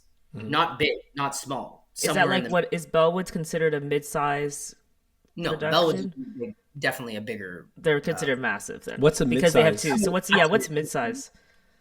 Well, I'd say like let's call it between 5 to 15,000 hectoliters, maybe. Oh, okay. I can't think off the top of my head, but I know what you mean. Okay, so Bellwoods is much more than that. Okay. I think this is interesting because I'll get the next another one while you're doing sure. that. Peach, Another right? thing, Peach. Okay. Another thing that I was speaking about, or Craig and I were talking about, was the price of beer. Because then my immediate thought, and this is because I'm not thinking of it in terms of the big beer because I'm not in beer. So I wasn't thinking of it like, okay, if we are looking or aiming to battle against and be competitive in pricing, we need to be mindful of what a current beer drinker is spending and whether or not they'd be willing, which would be very hard without a lot of education, to convert somebody to want to spend, to give up 50% extra, for example, for a can or whatever it may be. I was just like, they should just raise the price of beer, because to me, it always just feels like if the costs are increasing, what do we do when costs are increasing on our end? All of our software has gone up. We were just talking about tech earlier. All the tech companies really like 30%, 40% on software, for example. So we use that. So we build that into our pricing, which means our pricing went up and it goes up every year. And where I felt like craft beer generally stays the same. And to me, I'm like, how is this feasible to stay in the same pricing, which seems like a $3-ish, $50 mark all the time, somewhere around there, with like, I think Bellwoods' beer was like $4.10 for the Bellweiser or something. So to me, I was like, oh, so maybe they're just being like, oh, well, our production's more expensive, the product's better, we're gonna, whatever better is, our product's better, we need to charge more for it. And to me, that just made sense. But what is your thought on this then? Is it that there are two technically approaches to business where in the end you charge as much as you want, but you might fail, or you might or it's like you're not going to expand the industry, basically? Like, do you feel that beer is fairly priced, or do you think there's room for it to be priced higher, specifically craft beer?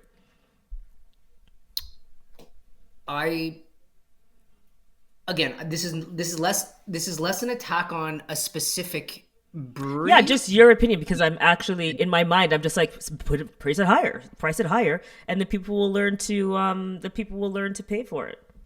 Like, get the consumer base used to it, as opposed to. Yeah, like in the end, eventually they're just gonna pay. It's like you kind of force the market in that way. But it almost sounds like there's this thing where you could try to force the market, but they're like, no, I'm just gonna buy Budweiser instead. Then if you try to do that. Yeah, again, it just goes back to like who your audience is, right? And I mean, there's also like elements of like the macro, like what's going on in the economy. But I'd say,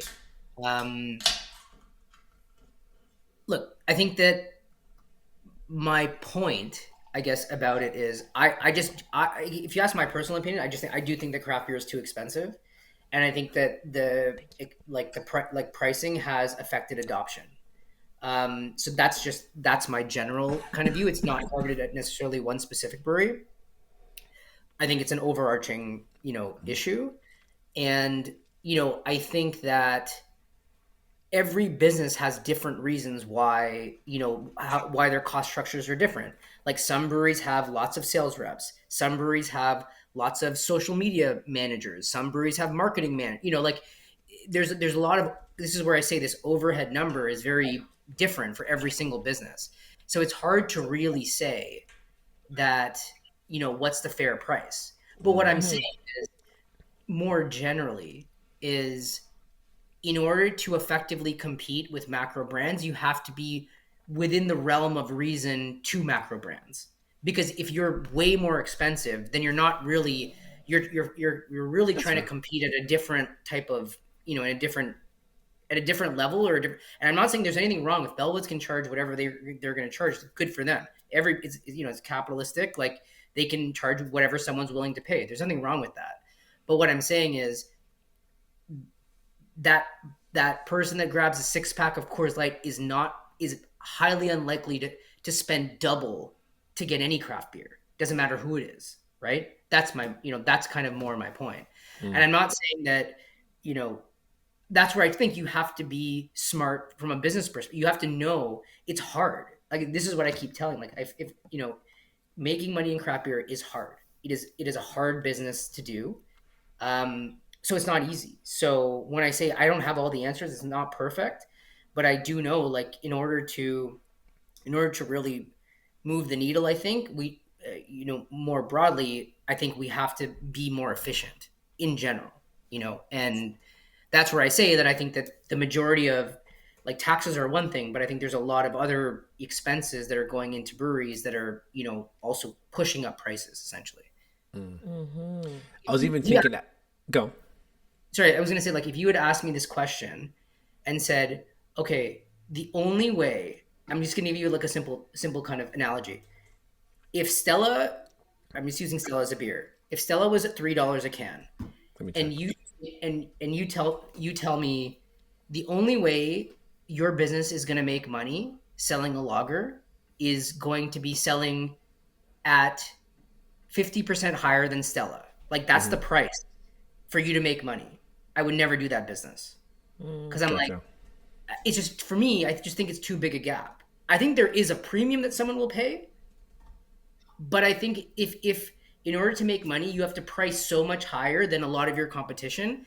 That's part of the reason why we're not in that 80%. 80%, like not everyone, like I would say it's pretty rare for a lot of people to buy things without looking at the price. Right? So at the end of the day, there is likely 80% of consumers that are in the situation where they're maybe not fully price conscious, but they're somewhat price conscious. And if you're way off on pricing, then it's going to be very, very challenging to get them into the space. And I think from a perception perspective, I think that when like the industry as a whole has gotten very expensive, it impacts perception where those people are like, no, I'm not going to touch craft beer, it's too expensive. Gotcha. I was just looking up some of the prices now to see kind of real examples. So you mentioned Steam Whistle, we were talking about them before. So I remember from another time I was looking it up, I just double checked, they're $3.65, right? You mentioned Stella. I checked Stella, also $3.65. So it looks like Steam Whistle has particularly priced as like a premium sort of domestic craft beer. And I looked for Budweiser's $3, so it's 65 cents more. Then I looked up Old Style Pilsner, which is kind of like a lower positioned beer, and that's $2.35. Oh my gosh! Which wow. means that Right. So that means that Stella and Steam Whistle are more than 50% more than that $2.35 beer, which is an interesting positioning. I'm just thinking about positioning. So it's like, if you're looking at that, if people are just price conscious, they'll buy that Old Style Pilsner. I bet there's something cheaper that I don't know exists, like. What's PBR is probably cheaper or something. PBR, yeah, that's a good point. PBR. This is interesting because what's the stand for? It's like different positioning here. Pabst is $2.35 as well. There you go. Okay. So like that's for a tall boy, right? Yeah. So it's like a bottom rung. Yeah. So that means what a deal. Right. And the product's it's a pretty not good great, deal. so I get what you're saying, that like if you're trying to compete with that, it has to be on a price basis, and it's almost got to be a lager because there is no macro IPAs unless it's a bought out brewery like Mill Street or something like that. So there's the breweries that are doing that. Clearly, Steam Whistle know what they're doing. they're positioning themselves like a premium local craft option, similar-ish to Stella as far as, well, it's the exact same price, and I bet that's probably where they got the price from.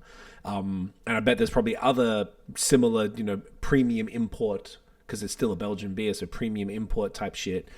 And then, so you got those types of breweries, and that's what's to do with growing the breweries. So you're saying that it's probably the way beer is going to grow, craft beer is going to grow, is that craft breweries need to compete on that price level with those larger breweries to take market share away from them, or it's kind of stay stagnant.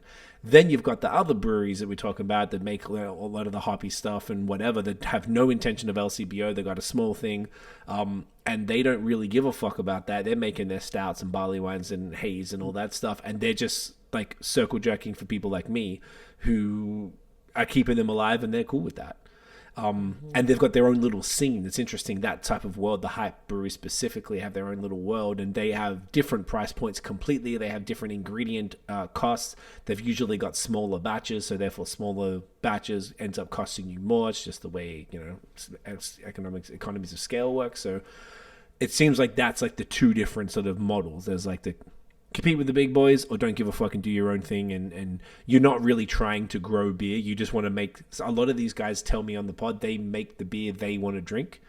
So if I was to start a brewery for myself, I would want to make that stuff. I know it's not a smart business though, but that's what I would want to do. What, now I'm wondering, even as you're saying it, I wouldn't even say it's not a smart business. It's just different intentions, and this is just, even through this conversation, I find it very interesting because, for example, when we're thinking about, say, Patron, for example, or even if we're talking about Grey Goose earlier, I can get some prices. I don't think Grey Goose is not making Grey Goose for the Smirnoff drinker. It seems like they just probably don't give a fuck about the Smirnoff drinker at all, and they're just going to make Grey Goose to make Grey Goose. So is there marketing and education or some level of positioning? And this is larger, and this is so much bigger, probably in forward thinking, maybe, I don't know, but it almost feels like it is fair to be like, say, like a Third Moon. Maybe they're not going to an old style Pilsner person, for example, right? So they don't need to compete on price because they don't give a fuck about that person. I'm not trying to say they don't, but likely they don't give based on the beers they're making. They're not trying to be approachable to you. No, they're not that much more expensive. They're way cheaper than I thought. What's a price of so like an IPA, like a single, I'd say 6.5% IPA is like $5 something. I thought it would be like $8 something. But that's 50% more.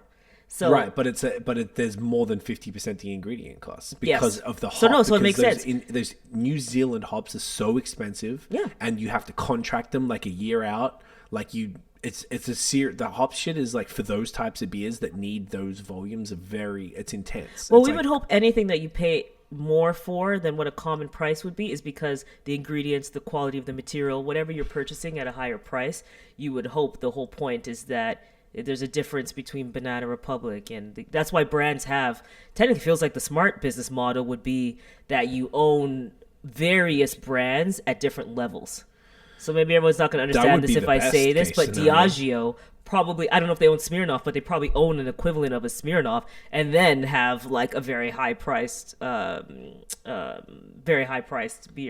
high priced alcohol in there. So you'd have all these levels, and maybe one level gets you the approachability, and you're actually moving people through your sales cycle, but they don't even realize in the end that they're kind of going through that. Or maybe they stay forever in one tier, but it doesn't matter because you're still getting their money anyways.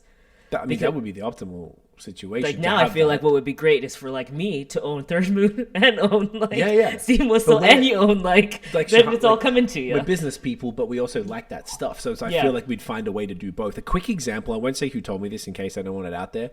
A friend who owns one of those breweries that we're talking about, he said in 2020 the base malt cost $29 a bag, and then last month it was $45 a bag. That's a 35% increase. So in the scope of the last 3 years, the price of the grain has gone up by 35%, and the cost of his beers, if I'm not mistaken, has not changed. So he's eating a 35% cost. That's not talking about hops, because on that pod, we talked about hops. And I was like, and I assumed, I was like, oh, maybe the grain's and he also said grain had a bad harvest in the last year, or maybe 2 years. So there's less grain. Therefore, the demand doesn't decrease, but the supply has decreased. Therefore, of course, the price is going to go up. So there are increasing prices in the world of hops, in the world of grains, and I have been told by other people in the past that at this point, at least for those breweries, I can't speak for the ones we're looking at, the LCBO and steam whistles, because that's a different economy of scale, but the consumer is kind of at the point where that's as much as they'll pay, because then they'll start to complain. I think they've learned like the hard way by putting it up, and I'm talking like 25 cents a can, they'll put it up and then people lose their shit. They're even in that world of the beer nerds where maybe I don't really look, I sort of do, but I'm like, well, I want it, so even if I'm like, oh, that's a lot, I'll just get it anyway. There definitely are price conscious individuals there. It's just a different type of price conscious. It's not $2.35 to $3.65. It's like, maybe $5.50 to $7.50 or something like that for one can. So it's interesting. Go.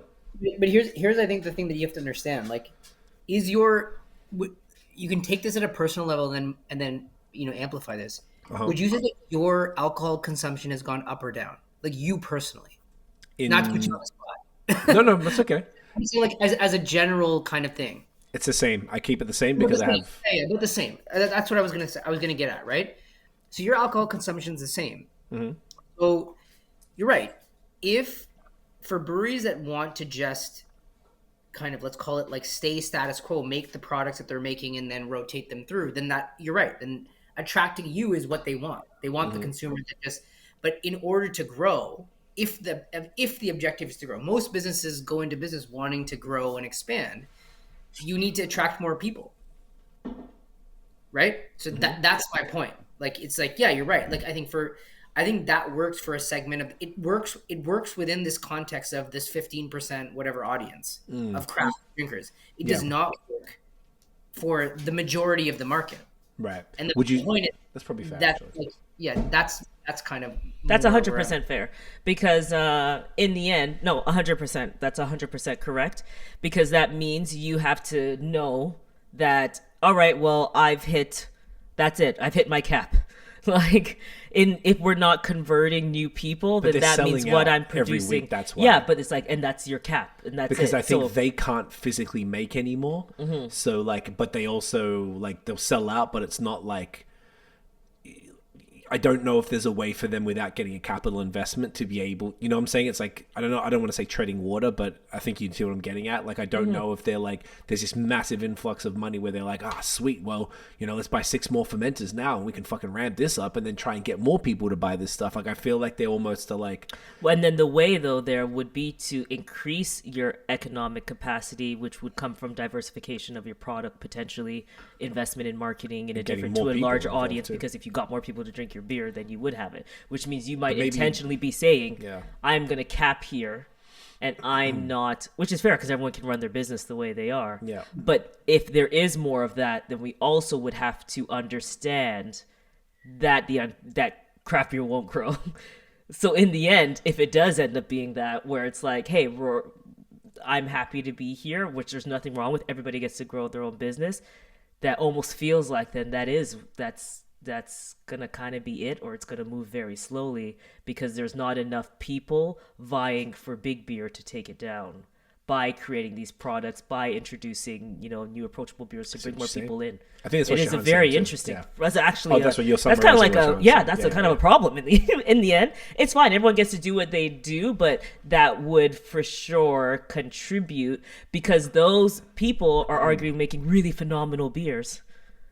And then not enough people will get to try them to even know. The only other pathway is that someone drinks, say, like an approachable Lost craft beer, they get into the world of craft beer, and then eventually find their way through all these breweries and do that. Because those guys can't put their shit in the LCBO because the LCBO will mishandle it, and it will be a poor experience, which is kind of what, Shehan, you were saying earlier. Like, if you go and buy the beer and it's old, and you're going to try it and you're going to be, oh, this sucks. Yeah. But like, you didn't get it fresh. And people don't know about can dates, because I see IPAs in the LCBO that are 6, 8, 10 months old. Yeah. I never buy haze or any IPAs like from LCBO. It would be really beneficial to fund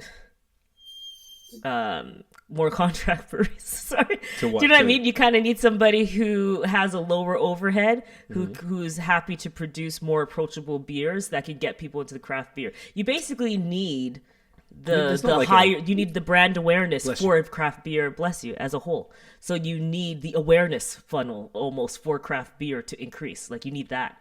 Right. Before we're getting even down to what's considered a premium price as like I'm paying $6, $7. And maybe there's not enough good in that category. So how would craft beer ever grow? Because it'd be too hard of a leap for somebody to go from paying $2.85 for a beer and then being convinced to pay $5 for a can, for example. They're still the minority though. Like even Sean was saying, like the breweries that aren't aiming at the larger demographic, like the people at large, they're the minority for sure. If there's 350, 450, whatever it is in Ontario, breweries in Ontario, there's a small fraction. I think, Sean, you said like 15%. That's probably a fair number.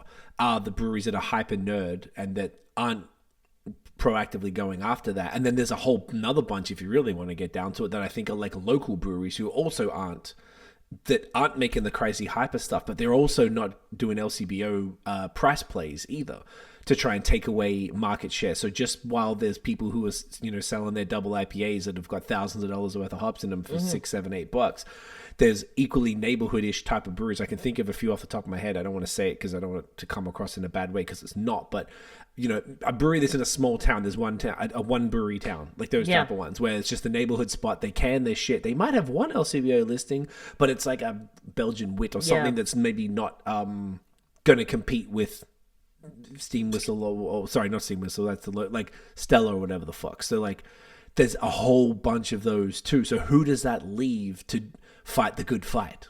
Yeah, because that's what it just feels like. Like who's doing the conversion work, but like the conversion work. Yeah, the conversion work. Steam really Whistle, converting. Yeah, like you guys are doing a great. I don't know. I'd like to hear your thoughts on this, Sean, too. Like, it's a discovery because again, we're just absorbing information and trying to piece it together because it's a different perspective, which I think is really interesting. We've actually never come to this conclusion before, so this is why I know you haven't said a word in a second. Sorry, man. Sorry, we're just talking.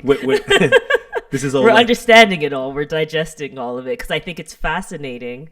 Because on one hand, there is this side where you don't need to, whatever. We buy Yeezys, for example, or something. There's not a lot of them. People are not going to want to spend $300 for sneakers. For some people, that's stupid. And arguably, it's just Kanye's name on it. And it's probably not, it's the same material as any other Adidas shoe, but we're doing it, for example. I do think that's the hype. So there's that hype side. That's a small set, comparison. That would be a big problem. But that's a minority of the sneaker market. And that's a minority. So it's the same thing with beer. And then, but are there a ton of other breweries who are doing really well, even at the approachable level? It sounds like there isn't, and that's why craft beer isn't progressing. Because why isn't it progressing then? Why hasn't it got further? I mean, it could be marketing. It could be. It's probably marketing. Like Sean, even if thoughts? you think, I'd like to hear what you think. Like why isn't it? Because again, if it's only 15%, type of breweries, OGs who've been around forever, they've got their fans, but are they really like? How are they continuing to convert new people? I don't want to put Great Lakes on the spot, but breweries like that who have been around forever, Nickelbrook, things like that. Yeah, just well-known. That are a bit on the larger side. Maybe that's pretty bigger than mid-size, I guess. But ones, have a lot of capacity, have a million LCBO SKUs, been around 20-odd years for Nickelbrook and 30-odd years for Great Lakes, for example. I'm sure there's like a handful of other ones, but a handful like that. There's not like 50 like that. That are doing it. I don't know if they're like they got their loyal drinkers that were converted 25 years ago. And maybe they are still converting people now, but I don't know. Do they have that one fucking beer like Revival that was everywhere? Like, you know what I mean? Like that's taking over Scarborough and all that shit. So like, I don't know if you want to comment when we're just rambling, but what do you think? What's the missing piece? Because now I even feel like you've proven to me, okay, cool. Price your beer at what you want. You might neglect a certain audience, but if you don't care, good. That's great. And that's awesome to me. I felt like everyone should raise their prices, but maybe it doesn't make sense from a competitive perspective. But what do you think then is preventing craft beer from expanding? So forget why some are closing because there's like operational considerations. There's so many things there. But what do you think is actually preventing taking a bigger chunk from big beer? Like what's the blocker there? Yeah, I definitely think that the market system in Ontario has benefited big beer with the beer store and everything that's kind of gone. I mean, it's too long a discussion kind of more broadly, but I'd say that certainly I think the market forces within like in the market structure, I should say, has benefited big beer. I think LCBO has benefited craft producers, but the rest of the market has benefited big producers for a long, long period of time. It allowed big brewers in Ontario to have a massive head start, right? Whereas I think in other markets, it's been a little bit different. That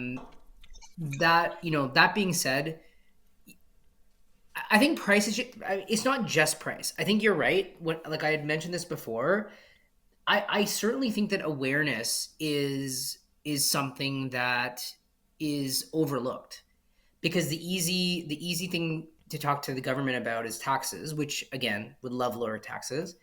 But I think that things like investing in brewery tourism, like having the government fund, give, I don't know, like, have the government promote, you're a tourist, come to Toronto and here's a brewery tour that like there's definitely like things that I think that the government can do to promote awareness that benefits breweries. There are things that, the government could do, for example, like, and again, these are private. I think these are kind of private organizations. And I know in the past, so the Junos, for example, I've seen Steam Whistle as being like a beer sponsor. Well, is that really like a government run organization? How like, what are the details of that? Maybe there's good exposure to that. Okay, well, why don't we then give craft breweries in the markets that do those big events that are kind of somewhat Canadian/government related or Ontario related or provincially related? Why don't we give them opportunities to promote their products at those events? Government funds all of the, like, Jazz Fest, any of those big festivals that you see, Caravana, all of that stuff is our taxpayer dollar, right? That's going to those. So I don't think it's unreasonable to ask to say, okay, well, you're going to get government money. Well, you can't go to some big multinational for a check. You have to use these craft producers, to promote these events. Like, what I'm saying is that, I mean, these are like off the top of the head type points. But Great I'm saying points, They're both really great, Yeah, I'm like, great this is ideas. fucking perfect. And I remember we used to work with tourism boards. The States puts a lot of money into that. Like, Colorado brought Canada us never paid us. to go do, but they cover everything. Basically, they're smart. And the Colorado tourism, because COVID happened after, and they were going to give us a second. But anyways, so Colorado, for example, Virginia, same Vermont. thing. Vermont, they brought us out there and they were like, these are a trail of breweries, like, promote these things. We've created a passport. It's like an app that you're going in. Like, they put a lot of work into driving people to go there and tour the States, or at least certain cities, and go around and have all the beer. And I don't know if Ontario tours, I'd say wine is much better at that. Wine is actually pretty good at that. When we think about even like the Niagara Wine Tourism Board, like or the Niagara Wine Board, they're very good at like, they hold these things where it's like, you need to go to 12 things on this path. And then you go and you do the sip and sizzles. Remember, and every winery participates in the food and a drink thing. Like, they do all these discovery tours. And that's like, I'm assuming our money, or I don't know if it's like the money that they're paying to their own board. Like, for example, if OCB created an app or partnered with the Ontario Tourism Board and forced that, or kind of like pushed to that. So maybe they have to lobby. I wonder if OCB needs to do that. Maybe that's like something that's in their wheelhouse to do. Like, you use a portion of the money to support marketing in those spaces, because what you're talking about is just marketing in the end. Again, discovery, education. That's what's happening there, and wisely using the dollars. If craft beer is spending so much in taxes, like, a portion of it would be fair to either go there based on the government side, and then also probably maybe on like the OCB side or something like that, or wherever you all pay money to outside of that. So that's interesting. I mean, I would say, like, as a reasonable, like, for example, because we've dealt with a lot of these events where we're bidding on sponsorships and stuff like that. I personally think, and this is just as a taxpayer, even if I wasn't in the industry, like, if you're taking government money for festivals and events like this, you should. I don't think it's an unreasonable ask at all to say, like, fine, maybe you don't have to be exclusively dedicated to Ontario producers, but you should have some. Mm-hmm. That's not an unreasonable position to take, right? So, that's kind of, at the end of the day, to your point, I think awareness is a big thing. And then but like, at the end of the day, you can build awareness, but this is where I think that having a compelling value proposition, like fresh beer, local, support the community. But if the price is double, like you're gonna have a even if you hit all those other things, right? That's gonna matter. I mean, at the end of the day, like lagers are generally speaking easy drinking beers. It's hard to like and that's true right now, even for IPAs, right? There's no IPA that's gonna be the best selling beer in the world next year. Like that's just not gonna happen. No. Right. So, and I think the same thing is for lager. There's no lager that next year is going to be the best selling lager in the world. There's the level of difference between the lager. It's more brand. It's completely brand based. So, that's kind of my point is we need to have, a greater focus and greater awareness on promoting the industry at large that then will funnel volume. Right. But then you have to make sure that the value proposition that we're driving is a fair and reasonable value proposition. That's all. And I think that, that's where, my headspace would be in terms of, I mean, the taxes are one thing, but then I think that there's a very equally important thing, which is we need to get more eyeballs and more butts and seats and more people at the bottle shop and more people at the tap room, at breweries as well. So it sounds like, these are really great points. It feels like a body like the OCB needs to lobby, and each of the provincial bodies, I guess, across the country should lobby the government. I guess that's part of their job is to lobby, to ask for things like that. That would move the needle. So the taxes are one thing, like you said, cool, and that would definitely help. And there's just other things that could be done that would actually really move the needle for people, because if you said you got like what was the example you gave, like Carabana and stuff like that, like particularly that comes into the diversity side, because these are a bunch of people that are typically used to only a very few beers, Heineken, Guinness, and a few other maybe Carib and other local ones in the different Caribbean countries like Red Stripe and such. They're not even exposed. They don't know that Revival goes well with jerk chicken or something. They don't even understand that that's an option. And those communities will love the shit because it would be, and then it'll open up a whole bunch of flavor world. They're only used to like two flavors. Like there's like Guinness, like, stout, light stouts or export stouts. And then, some sort of like lager or pilsner. Like that's it. But there's so much else in beer that could go beautifully with so many different cuisines that would be very helpful actually across the board, and have little booths along the way, and, have the government actually pay the festival for that sponsorship on behalf of the brewery. So you want Lost Craft or High Park everywhere. Yeah, well, maybe it's 10 grand to do it, then cool. The government covers your fee so that the festival gets their money. And then you got this local producer that's getting their products in the hands of the real people of the city and also tourists, because those things generate a lot of tourism opportunities. And then they might go I had this beer at Carabana. Oh, they got a tap room in the Junction. Hell yeah, let's go. Like, that is such a sick idea, man. That was one of the best ideas I've actually heard that's practical and like could be done right now. And I don't know who it'll take. Once again, it seems like it falls on the OCB. I don't want to put everything on them. They don't have to run the world or whatever, but like, maybe an organization like them comes around. Like it could be either an arm that they have or an organization. And that's why I want to talk to somebody from the OCB, because I'm actually just curious more about that. Yeah, I'm more and more curious about the business of beer a bit really more. I'm interested in sitting with them. Yeah. I looked actually, and Guinness was the beer, sponsor? the beer of. Look, I'm least mad at Guinness, to be honest. Yeah, but it's like you should. But you should be having the local stuff, and like you said, even if it's not Guinness all local, and someone else.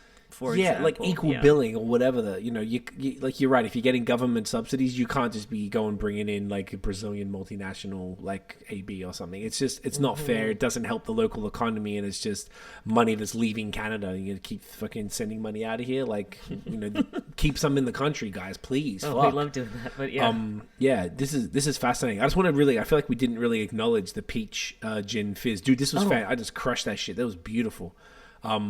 Fantastic, very different to the pink, and it's super, like, once again, light and refreshing, yet still packed with flavor, not too sweet as well, just like the other one. Money, these are so good. Gingery. Yeah, peach and ginger. Yeah, exactly. Oh, it's peach and ginger. Yeah. Okay, nice. It's awesome. should I know we're trying to sort of think every half an hour for a drink. I know we've been like talking. I haven't done it as strict. You gave a very interesting perspective, and I want this to be, I'm not always on the pods, but I'd be curious to hear breweries speak more on this. Yeah.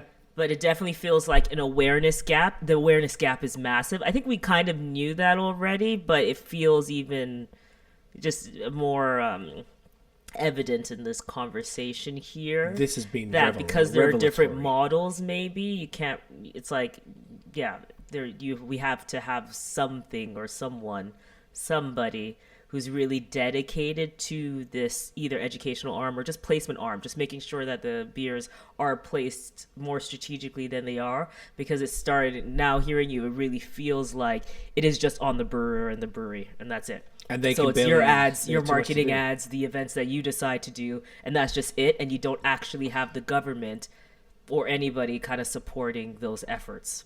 Is that right to say? Like, there's nothing there, which we do see in like a Colorado, where it's very, very big, and like you could see there's a real push for it, or just even in the Niagara wine industry, for example, there's a larger push for it. Yeah, I mean, I definitely think like exactly like I think that we're just behind where Niagara is in terms of like VQA and like all that support, right? At the LC, I mean the LCB. When I say it's not VQA at the LCBO, it's great, and the LCBO is They do great there. Yeah, that part is fine. It's more that you're right, like the government promotion of it, like incremental promotion of tourism and stuff like that is not. I'm generally speaking, as far as I can tell, it's just not at the same level. But I mean, I think that again, I say this at a grassroots level. I think that MP, like I've spoken to our, like I guess even the council where I live, which is not where the brewery is, like Brad Bradford, like he's great. He always promotes like the local businesses. Will always like shout it on our Instagram, go support. Like he's pretty active. And I think that I think that politicians definitely do like at a local level support. But I think the question is more about at a government level, right? That's probably a more broad point, because I guess to your point about, I guess again, I my lens is always like work with what we're given. We are given high taxes in Ontario. We know we have that. So we're gonna ask in any scenario you're asking the government for money, right? So you're either gonna say, hey, tax me less, and you got to explain that argument more generally. For me, it's an easier argument to say, hey, spend that money and promote coming to all these breweries, and that way it's, for me, it's more, first of all, tourism dollars are the dollars that everyone wants, right? It's the dollars from the economy. So at the end of the day, to me, that's like it's an easier sell. I'm not saying it's the only sell, but I'm saying that my opinion is like it's a little bit of an easier sell to do. And I do think that, I mean, the tourism won't necessarily solve the problem, because tourism, people come in and out, right? They're not consistently buying. But I'm using tourism as an example of that's like, creating brewery tours that are kind of more established and well run. But to your point, it could also be like at festivals and events that are government sponsored or supported. Or there's you can roll down the list of things where we can start integrating more kind of craft breweries or kind of local companies, into those activities essentially. Like these are legit solutions though. Like I feel like this is, Which is what we're trying to pull always from here. So that's like I think this is fantastic. I really hope that somebody who's in there close, in the OCB or close to it, who can influence that, bring some of these ideas, because like this isn't selfish for you from Lost Craft High Park perspective or any of your other businesses. Like this is like dead ass. This is industry across the province and essentially across the country and beyond. If you're in the States listening or watching, like you could do the same shit there. It's the same concepts. It's like they just have to understand. It's like I really feel like they're like I always joke, I'm like, if you're going to try and, if you were trying to ruin, the country, what would you do different? And sometimes it feels like they're doing everything to fuck it up, sending all the money overseas and not really reinvesting in the communities. We lost so many businesses during COVID, and in like, even if the tax stuff, if you just look at the disparity between, say, Alberta and Ontario, is just like that lack of fairness makes it so much harder, and it just shouldn't be. But at the very same time, you're right. Like if they're not going to cut it down and make it sort of somewhat equal across the country, then spend that. You're going to take all my money, then spend it on helping us. But I don't know where it goes, to Ukraine or something right now. Like, it's just not sticking around here. So I don't know what they're doing with all of this stuff. It's I don't have as much of a grasp on it. So I mean, it's I feel like these are just like real things that people can take and do. I would also say, like, in fairness to the government, which is what people aren't really talking about, like, beer taxes had gone up consistently for a very, very long time. Like, I forget, I think I pulled it up. Even, let me just tell you the beer tax. Do you want to get the next one? Yeah. Oh, which would be the next one, Sean? By the way, Tiff's gonna grab it. Should be the Coastal Wave or the. Finish off with the beer. So maybe it's the spicy. Yeah, the spicy margarita. Yeah. Yeah. Oh, I thought you were getting. Oh, okay, good. Sorry, I thought you were saying to go. Why are you finding that? I Keep was going. like, go get this. So you're like, off you go.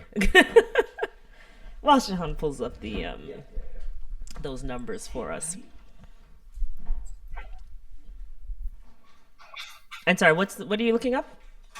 Sorry, I was looking up the escalation rates. Okay. So, you know, like in Is this the excise tax or is this something else? in Ontario, this is like what the excise is kind of somewhat separate, but it's lower. Like the bigger tax is like the Ontario tax. Okay. And yeah, like, you know, from 2010, you were running that number of like 39, 39 cents, right? Mm-hmm. So in 2010, that rate was 90, like, so call it like 20 cents. So let's call it from 2010 to now, that rate has doubled, right? Yeah. But in fairness to the government, I guess into the existing government, like that rate has barely changed since 2017. Okay. Like, the escalation actually stopped, more recently. So we're talking about lowering the tax, but at least the tax hasn't been going up like it had been for a long time. Yeah, so they actually stopped that at some point to alleviate the burden a little bit. Exactly. I'm just changing It's right back on. I see. Oh, I went to us. Hang on. And then let me bring Shehan back in. There we go. Other way. There we go. What, tap my face? Thank you. All right, keep going. We're just talking about. Sorry, do you just want to repeat that to Craig? Fucking hell. So many cables. Sorry, no. All I said was that the since I think it was like 2010, that tax rate, like that basic tax rate, you referenced like 39 cents. Mm-hmm. It's basically doubled, right? But over the last like 5 years, give or take, or a little bit longer, that rate has barely gone up. So they've kind of flatlined it. Is, I guess, my point. Is that enough though? Well, I mean, it's better than it continuing to. That's true. I don't know. I just maybe not as optimistic. I think the government has to do a lot more, so I'm always going to be on their necks. Yeah, I'm definitely about it. on their ass about it. I'm not fucking with the But government. now you've just made me feel like they even need to do more on the marketing front and support front, because you should put more money into something that, one, contributes to your GDP significantly. So if something is actually benefiting you to an extent, like having small businesses in general are always good for the economy. That's like a not an arguable statement. Mm-hmm. So I do think, one, lowering the tax is one thing, but I do feel like the points that you made in terms of, okay, how do we support this industry because we can see the potential in it, is a huge factor. Yeah. So I do still overall feel that the government is failing craft breweries in general, and not helping when it comes to making sure that they can survive and thrive, really. Yeah. And I would like to get to a point where if you do want this, you should be able to thrive. And it shouldn't be such like a massive undertaking to get to a steam whistle. Like, I know there is a massive capital that is involved here, but I do think it seems like it's way harder than it should be. Yeah, that's a good way to look at it. That it just Harder feels than it way should harder be. than it should be, and that's why a lot of people are closing it's like- because it seems like a lot. It's still against you. It's just like unfairly taxed compared to other products. And I understand there's a sin tax, and I'm not like against that. It's just that if Alberta can manage it, or be all these other different places, like why can't Ontario do it as well? It doesn't make any sense. And on top of that, I saw stats. I tried to find it the other day, and I couldn't. Maybe we did during the other pod, but it was like craft beer is responsible for like 600 and something million of annual I'll tell you. revenue, whatever it is, and then it employs this many people from this many households. Like the actual impact of craft beer, and then not even to I think that even also took into account the adjacent industries such as like yeast, can, labeling, distribution, like all of those other industries surrounding it bring in so much money that like it's not something that like, and if the government is just going to let the industry fail by overtaxing and by not supporting, like what you said, Shehan, about like taking that tax money and investing that back into helping, and this is not just about beer. I put all, you know, like whatever spirits, cider, you know, wine, all of that stuff. In the same like bucket. Like it just doesn't make any sense. Like there's no assistance in that way. It's actually the opposite of assistance. Like they're making it harder and harder and harder for people to get by. They've never, you know, that's just the industry, not to mention the actual people with tents and fucking food being expensive and gas and blah blah blah. Like it's all fake. Everything we're doing, this is fake. We made this shit. Humans made it. Nothing's real. Nothing is real. We can change. Just like throw the money at it. You throw money at everything. Just throw money at it. Money's not real. Money is energy and it's numbers on a screen. It's not real. It's not even gold backed. It's nothing. It's meaningless. It has meaning because we give it to it. So That's more of an fucking make it existential, work. I know. yeah. Sorry, I'm not even lit because I've been having tiny little bits. So I'm just super passionate about it because I don't like anything that's illogical. And to me, all of this shit is illogical as fuck. And there's real people being really affected by this, and it could really help a lot of people. And once again, I understand it's the sin thing, which is cool. Cannabis gets more. Cannabis isn't taxed like this. This shit's been around for like 5 years. Like I fucks with it heavy, but like, you know, you're basing you could, maybe I'm wrong here, but I know a lot of the laws. I'm pretty sure a lot of the laws. I don't know about taxes, but a lot of the laws are based on completely archaic acts written in the 1920s. Like. Yeah. It's 2024, fam. Like, come on, this is absurd. And once again, this is not even a dig at Ontario at that OCB point. Did well with Australia's the MFA fucked, and stuff America's like fucked, Europe's fucked. Like, yeah, OCB are definitely, and they're all working hard. But I'm just like, is it really? It's like turning the Titanic around. Like, why is it taking so long? I understand it's bureaucracy and blah blah blah. Like, I'll shut up because I could go on forever. But it's just really annoying. I just fix it. Do you know what's gonna fix it? A spicy margarita from Dejado. Yeah, hire me for marketing, bro. Oh, there it is. Oh, yeah, There we go. Look at that. Okay. And this one rocks. So it's the lime, tequila, agave syrup, and Thai chili. Now, how would you describe this? Is this Tiff doesn't like an spice. end of the night party spice, or is this a wake up in the morning? Like what's it called? You A know, Caesar? like people get the Caesars. What's the vibe for this? What's the? Oh, okay. It doesn't smell spicy. I'd say it's a bit. It's for everything. It's as there are beers for everyone. And how spicy is spicy? Oh, I feel like I inhaled way too much. Smell it. Yeah, if you smell Cheers. it like I inhaled way too hard. yeah, it's gonna make you cough if you do that. I'll tell you that for sure. But it's not that spicy. No, not at all. I didn't even. If you didn't tell me it was spicy, I wouldn't know it was spicy. Yeah. I was picturing like way more like really intense. So is it one of those? So this like, is fine. This is like you taste a little bit. There's a pepper edge there. It's almost like you taste more of the chili than like a spice. It's less heat like the flavor. and more flavor. What is that? Like an earthy type of shit. Our first batch of this was like extreme. Like I'm talking, like everyone that like tried it would like out of the can, you'd crack it and cough. Like you just bring cough. It was a problem. My buddy Tommy, like, and he's a big guy. Like he owns a gym, like MMA, like big dude. And even him was like, I can't handle this. I'm like, oh, this is too much. Gotta dial that back. We're gonna dial it back. So we've been a bit of a trial and error period, but yeah, fun. we have dialed it back to a more like generally palatable thing. Yeah, I mean it's intended to be like a kick, a hint of heat, but nothing crazy. Yeah. After the second sip, it's like really subtle, like You can here. feel a little not bit. even up here, like in the down further in the Okay, esophagus. it's here like, for me. oh, it's oh, Yeah. you've had it. Yeah, yeah. Is it fuck with? Because Tiff is No, a no, little it's more light. It's not fine. not Yeah, as juice, no, but no. no, it's good. Yeah. Yeah, this is nice, and it's very because it's essentially very similar ingredients to the regular lime tequila soda. This is like it's quite different. It's a little bit of fun. No, this is the biggest difference is like the spicy margarita is actually real lime. So like tequila is like just tequila soda flavor, no sugar. This is a true margarita with like our own our own kind of chili enhancers and stuff like that. Chili Hell extract. yeah, that's That's awesome, cool. dude. And when did this one drop? Because I don't think I've seen this. First short-lived version was like I think 2 years ago, and then this version we kind of have dialed it in like last year. Nice. Gotcha. You're like pushing these products out. It's great. Yeah, man. it's There's awesome. so many. This is like it's actually. I had no idea that there was this many. And I bet there's probably even more. I imagine than just these 5, right? Yeah, there was the vodka one you mentioned.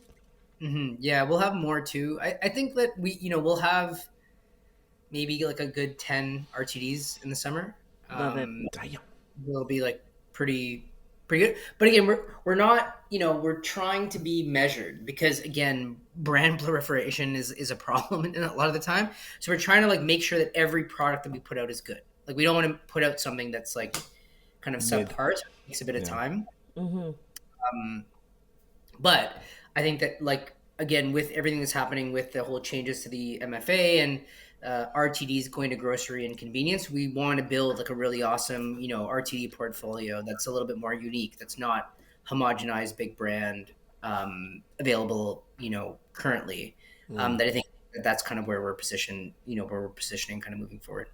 Yeah. That was the perfect segue because I was about to ask about the MFA and what you thought about it. So for people who don't know, the Master Framework Agreement that with the beer store has with Ontario is coming to an end on December 31st, 2025, which means that instead of the monopoly that the beer store currently has on 12 packs, 24 packs, and things like that, convenience stores now can stock that grocery can, and instead of being restricted to 450 grocery stores, it can now open up to, I guess, anybody who wants it and apply for the license.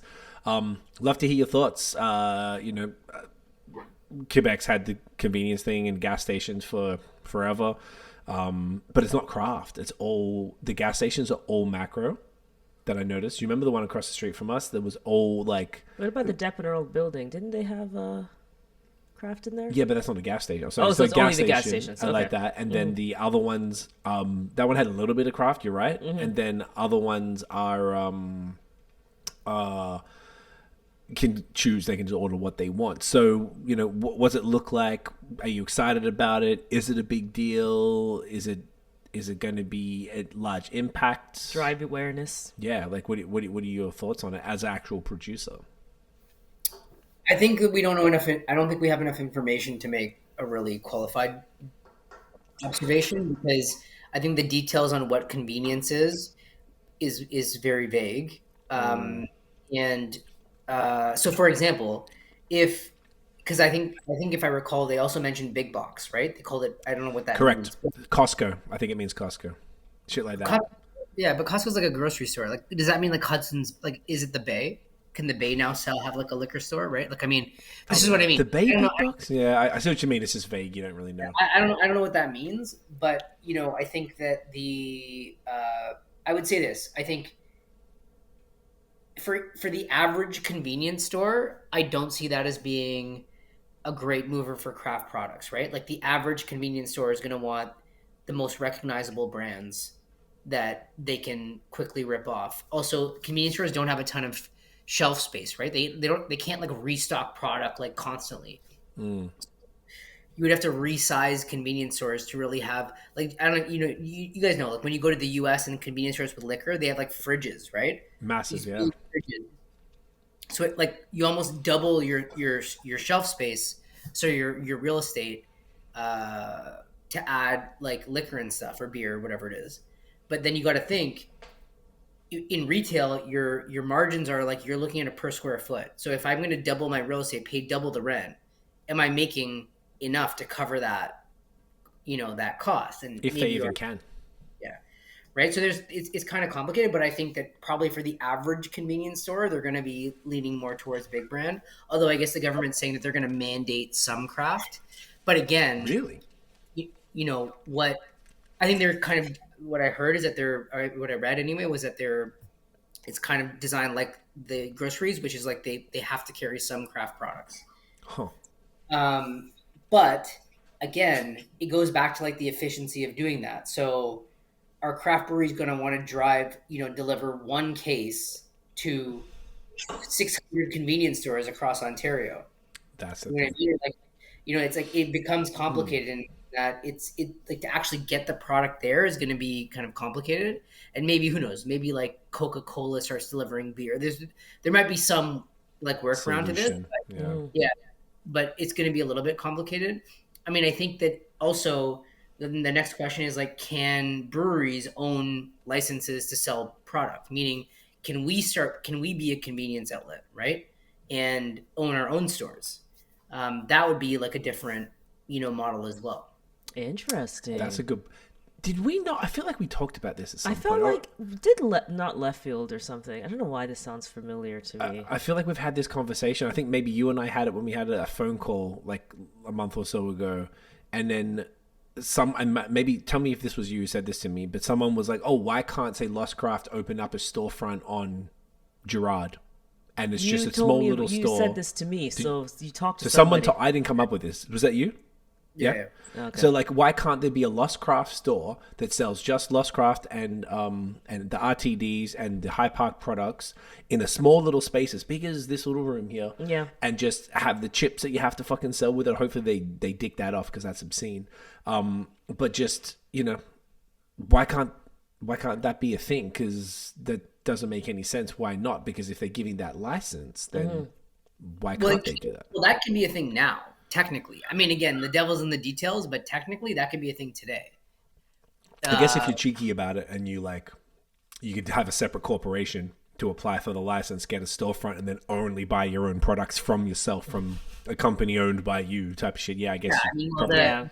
The joke is, what it is Craig starts a brewery and then Tiff owns the convenience store. That's how it works. Yeah, it's very, just buy from the different. It's a very transparent way to get around the rules. Yeah. But yeah, again, these are all the. Yeah. That was a good idea. I was thinking about we should fuck with that. We could do that. Anyway, sorry, keep going. I think, and this is what I mean. I think that just on the face of it, I do think that one thing that I for sure think is eliminating the beer store having a monopoly on selling 2-4s is certainly a thing. Like that's not great. Like, right? That made no sense when it was agreed to. I don't know why it was ever agreed to, but yeah, right. So I think getting rid of that is important, and then how the market transitions is kind of like more of the next like wave. And gotcha. I just don't think there's enough information to kind of come at it at a very educated. with to give you an educated opinion. But I think in general, I think freeing up the market is good. I think that adding more grocery, I think that the government has to make sure that grocery stores make money selling beer, because that's been the biggest thing. Like the way that the structure worked when they launched it is it was like a lost leader essentially. Like, oh, we're going to get all this traffic for people coming to beer, but I don't think that's really how it worked. I think people come there for food, and maybe they're going to come and grab a beer. I think if you just want alcohol, you're not leaning towards grocery. You want beer store, probably more LCBO than beer store even. But yeah, it's true. But I think that's kind of where I see that. So we'll see. But I think the craft breweries have always said we want more retail stores. We don't want to have to build a brewery to be able to sell retail. Kind of the big thing, right? But I think in fairness, like if you talk about BC has private liquor stores as well, right? So if you look at that market and say, okay, well, they've had private liquor stores and government liquor stores for a while, and that's given to some extent, I guess, better access. If you have private liquor stores, you're going to have, certainly there's going to be entrepreneurs, maybe it'd be you guys that say, hey, I want to open up a storefront and sell craft beer. I don't want to sell macro beer, right? you're going to curate that lineup to fit in that'll benefit producers like us, right? Or other craft breweries as well. So I think that with this system, it could benefit, craft breweries, but I think it's going to be a function of how everything kind of evolves. That's all. You made a point that actually I didn't think about. So one of the biggest challenges one of the coolest things that happened was the law changing that like cafes, restaurants, bars, and independent people could just start a store and sell packaged beer products and wine and TDs. Sick. It was so cool. When we were living in Quebec, I was fucking amped. I just love it. I think it was like, one of the biggest improvements here in Ontario. Then after living here now for like a year and a half, I'm like, I talk to a lot of breweries. I always mention it like excitably. And a lot of them are like, it's too hard because you've got to like go and got to call them. If you're out in Kingston, you're trying to get, say you're trying to get into Durand here in Hamilton. If you're out in Kingston or something, you're like, what, you got to send for one store or the couple of stores, you got to send a person in a van to go and do a tasting. And like, didn't some people say that even times they want to buy like half a case or something? You're like, I'm going to do this for half a case, get right? Half a case of beer. So that's why they don't do it, because they're like, how am I going to get it there? So I know there's certain breweries that my local store physically goes there every week because he's passionate. So he's curated a fire fridge. He goes to a certain few breweries personally every week. Other breweries will ship them out to them, but they're always delayed. So he has a few breweries who'll have all their new shit like day of. Other breweries that'll just like, I'll be like, it dropped. Oh, you don't have it yet because they haven't sent it out. But in Quebec, what I think now, because you mentioned what's going to happen, people aren't going to drive all that way for one case, because they're not currently driving all that way for one case. In Quebec, they have distribution companies. So I guess it's somewhat like the States. So like, there's a whole bunch, there was Transbrew that had all that drama. There's like another Bucket. business. Exactly, another one.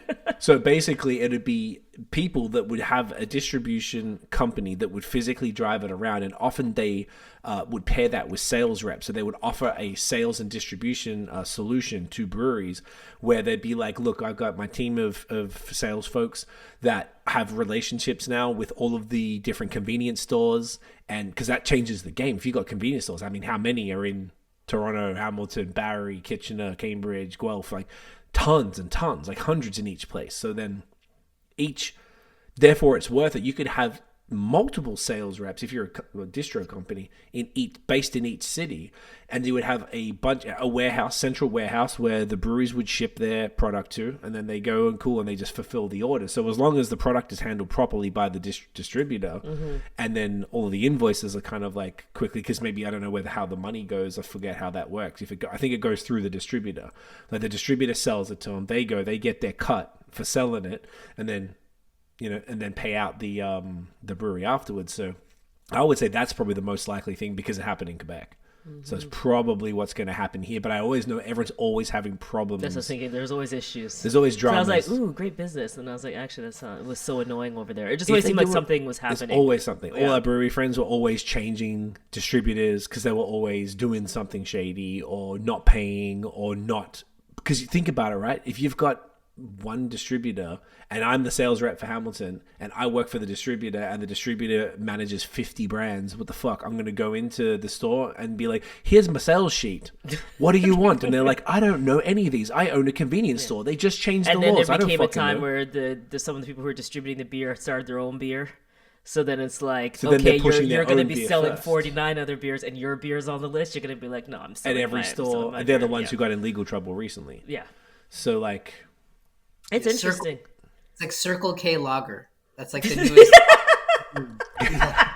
Is that the name of the episode? Honestly, that could happen. That actually happens. Wait, if you think about it, wasn't there a PC lager? There is. That's literally the same thing. That's what happened. They're like, oh, cool, beer is available now? Well, introducing President's Choice too. Lager. And they do non-alcoholic. But they make like a blonde and amber. Yeah. Although they do all different stuff. I've never tried it, but I heard people... Circle K, triple IPA. Like, you imagine Circle K milkshake IPA. Who knows? Do you remember when No Name dropped their shit? I think it was during the pandemic, and there were people online I saw bragging that they got, and people were going in like Treehouse with a dolly and buying like cases and cases of it because it was essentially Bucker beer. And they were like, losing their shit to go and get this stuff. That's So terrifying, and I think it'll happen. It's a though, by different. the way. It's the complete opposite consumer, essentially, of what we're talking about. The only price conscious. They don't care about anything but price. Yeah. So it's yeah, I never thought about all that. Wow, that's actually super interesting. The landscape coming up then, eh? Like the way it can move, and all depending on Yeah. how they structure the laws and like the rules, I guess, essentially around it. Speaking of beer, Oh, you know, I'll grab fetch it. Yeah. beer time. Look at that. 5 drinks in, haven't had a single beer. We're getting there. Yeah, interesting. Are you optimistic about the whole changes, or is it kind of just like, sure, bro, whatever, I'm just worried about what's happening now? Because it's still essentially 2 years away. Thank you. I mean, yeah, I mean, I think that I would say that I'm cautiously optimistic. I think change is necessary, and I think either way, like I think that the MFA made no sense from inception. Like I think that that was a bad deal for the government and a bad deal for Ontario. Period. So I think getting rid of that is good, and then I think it's baby steps, right? Like let's see how this rolls out. I know a lot of people personally that are concerned about beer in a grocery, right? Sorry, not grocery, beer in convenience stores. How so? Just, access to minors and, whatnot. So Relax. Fuck You know. off. Bro, we lived in Quebec for 10 years. I didn't see one minor drinking beer. Relax. We've been to fucking Savannah, Georgia. They drink beer in the street. Key West, Las Vegas. They just drink. It's fine. All that shit is fear-mongering nonsense. They sell weed gummies here. They don't sell weed gummies in Quebec because they're paranoid about kids. Relax. Sorry. I think that's such a fucking nonsense argument. Like all the stores have got to do is just adhere to the laws and ID people if they look under 25, just like they do at, or 31 or whatever it is, just like they do at LCBO and beer store.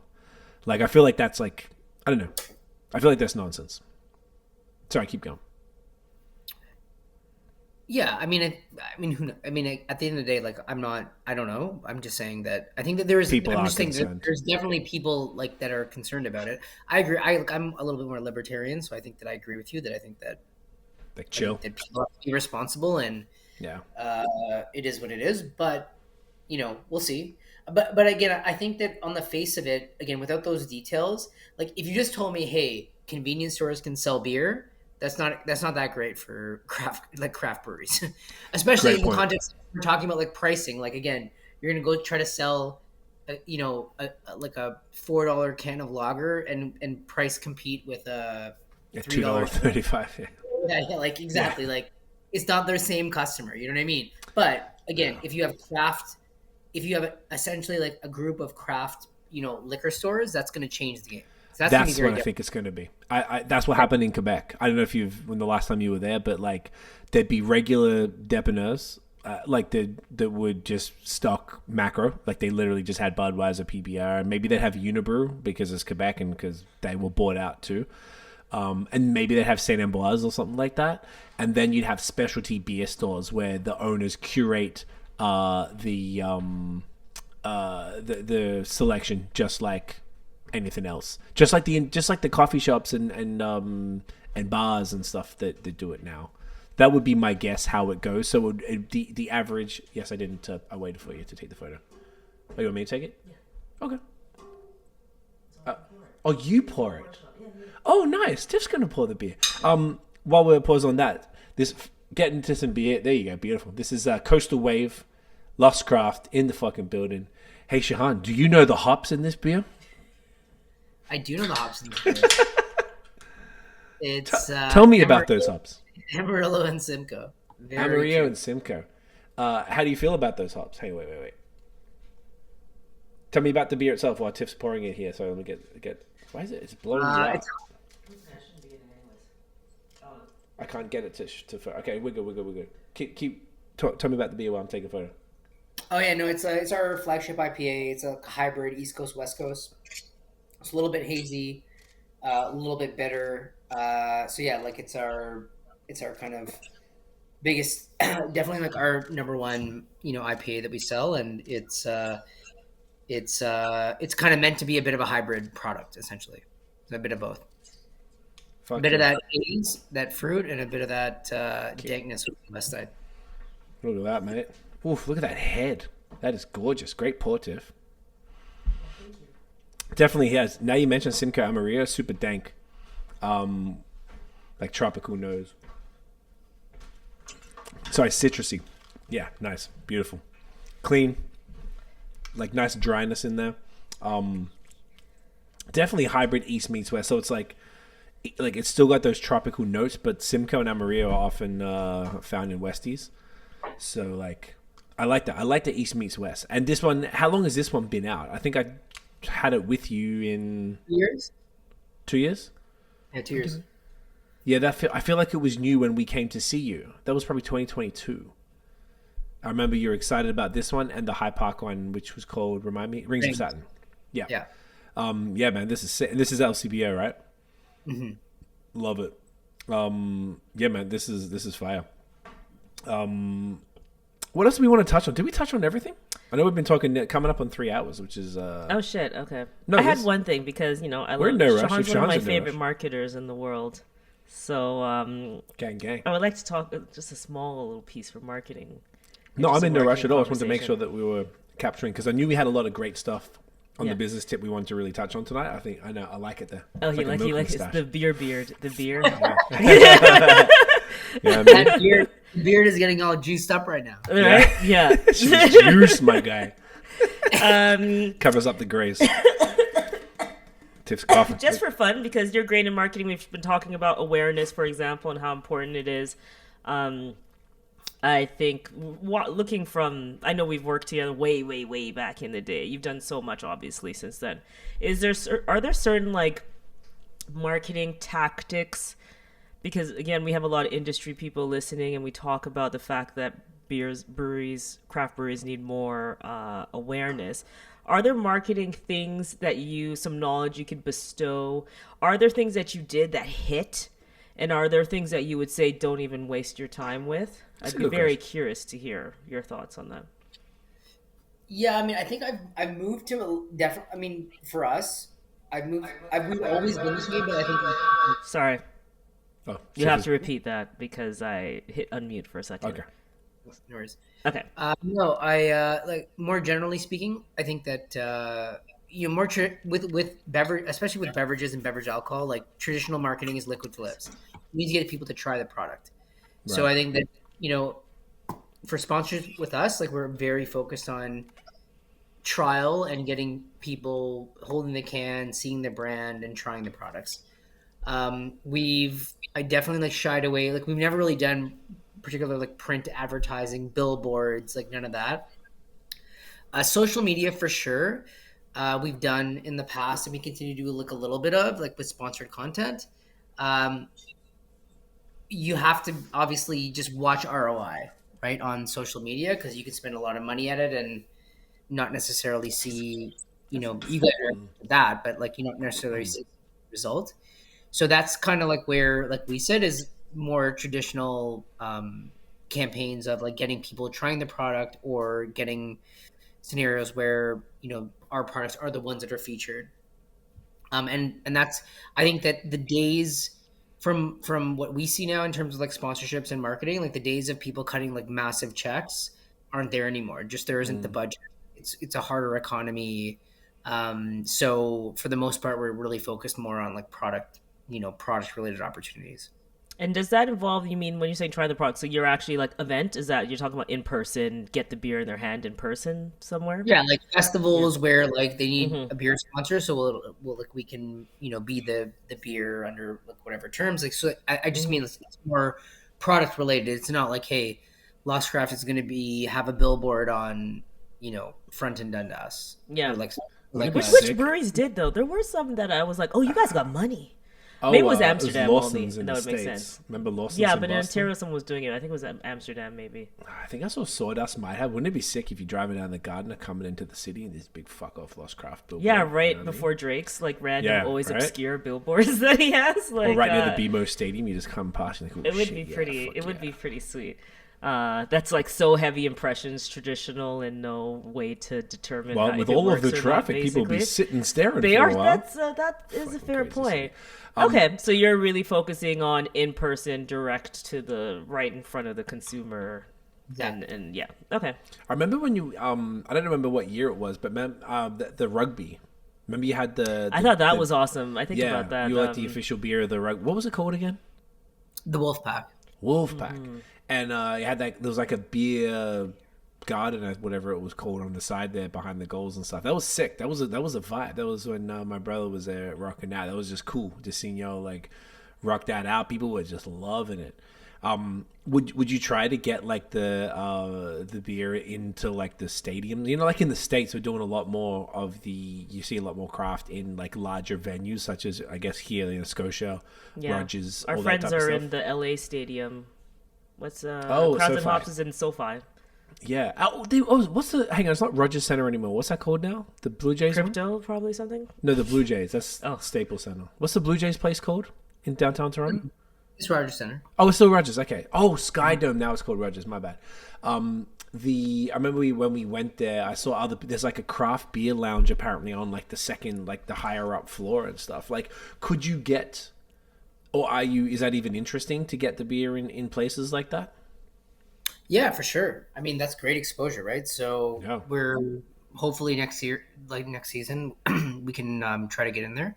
But yeah, like, I mean, I think that again, like all of those, it's over time, right? I think that again, legacy, like all those deals are very expensive, right? Like the value to a Molson or a Labatt to having, you know, Canadian and Coors or Bud and Bud Light, whatever it is, you know, at those venues is massive. No brewery can write those checks. So it is what it is. But I mean, having a bit of choice is great, right? So I mean, slowly over time, like the consumer ultimately dictates, right? If enough people are complaining, like, you know, there'll be change. So yeah. That's a shame because I don't think people complain. Like you go somewhere and you're just like, this shit's sucks. whack. You're And like, then this you don't selection's drink whack, or you but then you grab a just don't wine or drink or something. you just do that and you move on. Yeah. So that's the only thing. It's like it would be good. Should be complaining more. Yeah. But who do you complain to? This You need to 19-year-old write a person letter. getting minimum wage You write an that doesn't email. give a fuck? Yeah, you're right. Sternly worded letter. Yeah. About the selection. Yeah. Yeah. Okay, so that's But interesting. I did hear though, even at Rogers Center, they were charging like $17 for a craft beer, which I heard after someone. We went to the Beyonce show there, and I just got like a Mill Street or something because I was like, fine, it's better than I thought, I guess.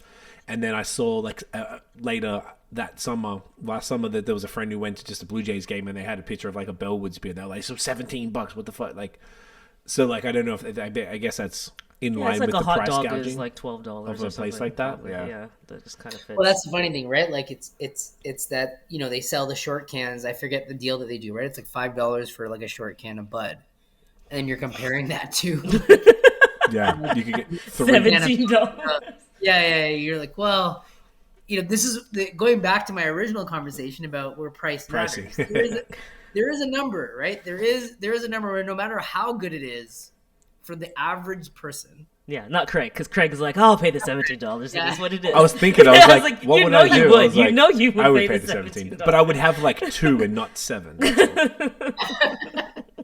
Which maybe Tiff prefers. So maybe Yeah, I think it's fair. I think it all works out. Yeah, There you go. I think so. Yeah, you're right. There would be a point there where people would just be like, all right, relax now. Like, even the like staunchest of craft beer fans would be like, fuck it, give me the Bud.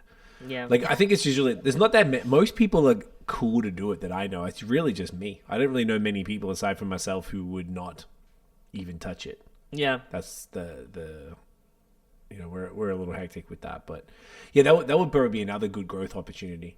Speaking of that, because I hadn't thought about that for a while, the rugby thing. It was just like, that's a cool play. I like that. Yeah. I feel like you've I've always always thought enjoyed, like that. I've always enjoyed seeing how you show up in different places. Yeah. Like you did like that Tiff, like some type of Tiff activation with like this other BIPOC festival, like offshoot I saw. Like, yeah, you all are very good at showing up in different places. And then you do the community focused things too. So yeah, very, very smart. No, it's lit. Was there anything else we want to touch on before we What's bring it next home? for Lost Craft in What's 2024? What's I poppin'? love that. I don't ask that question anymore, but it's like, what's next? What's next for Lost Craft and High Park and local spirits and fucking Dejado and the Yeah, you Gin Fizz managing. and Yeah, you managing a all lot. these What's going bad on? boys. What's next? Everything. Tell me more. Yeah, I mean, I think that this year was certainly like a better year in terms of a little bit more normalized. I mean, I think that it's just riding the wave. We've got to like manage The coastal wave.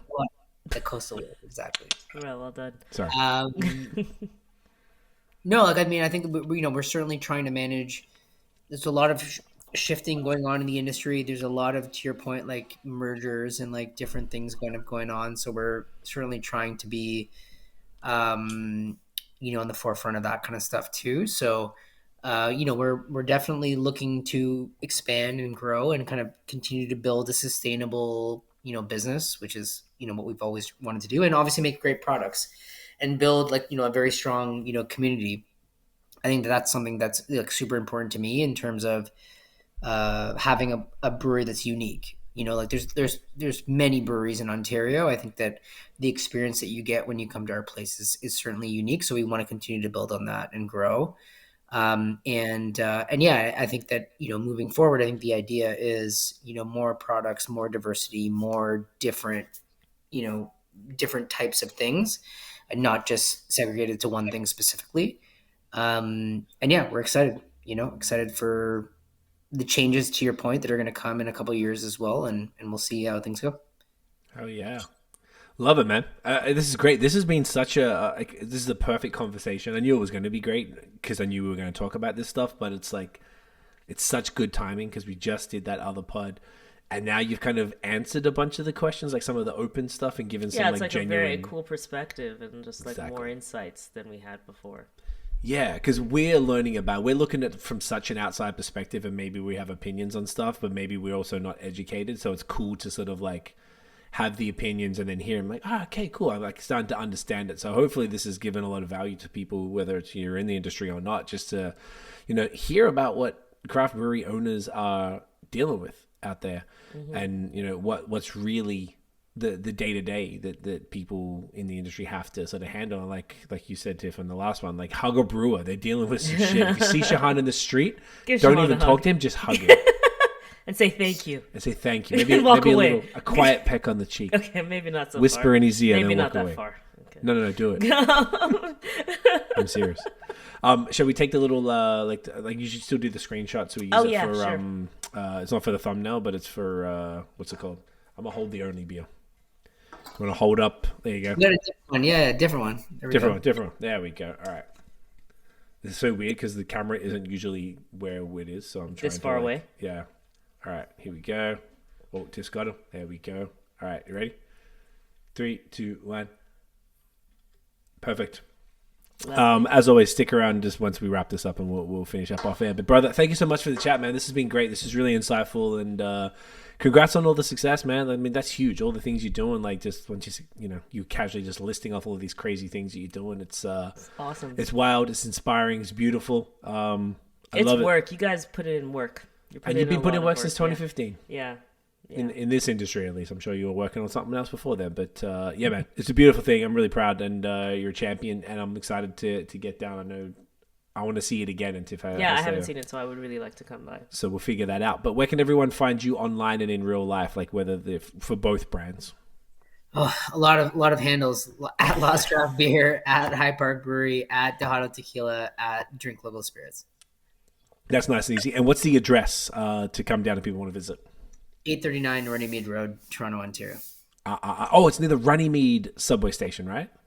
Correct. Yeah, like a 5-minute drive from Runnymede's subway. Hell yeah. How convenient is that? How convenient is that? Amazing. So go check it out. Bring all your mates down, whether they drink beer or not, because you can get a nice craft cocktail. You can get an RTD. You can get some fire beer, whatever you're into. And the food. The food we had. What was the food we had? It was like some fried chicken, like a chicken sandwich or something. It was phenomenal. Yeah. No, and we actually like this year specifically, we actually like took over the kitchen ourselves, and our head chef Alex is amazing. So we have like a very curated. It's a very traditional, like nothing like overly complicated. But yeah, fire menu. Smash burgers, great like pizzas. food that you expect to have at a brewery. That's what, Right. that's what I describe it as. Anyway, nothing that's super complicated, but yeah, menu features kind of every month, and yeah, the food's been smashing, so it's been awesome. Amazing. Yeah, that's perfect. That's what you want. Like you said, the brewery goes with all this stuff. So get down, check it out. Bro, thanks again for hanging out. Guys, if you enjoyed the episode, smash the thumbs up, hit subscribe and hit that notification bell. Ding. So you know when the new drops. Follow us everywhere at BAOS Podcast. Check out the long form audio, Spotify, Apple Podcast. Give us 5 stars. Shehan wants you to give us 5 stars because for him, not for us. 5, sank. Cinco, whatever it is in it, Fünf in German. You know the vibes. Oh, wow. I know. Brad told me that. Yeah, man. Love y'all. See you in the next episode. Peace. Bye.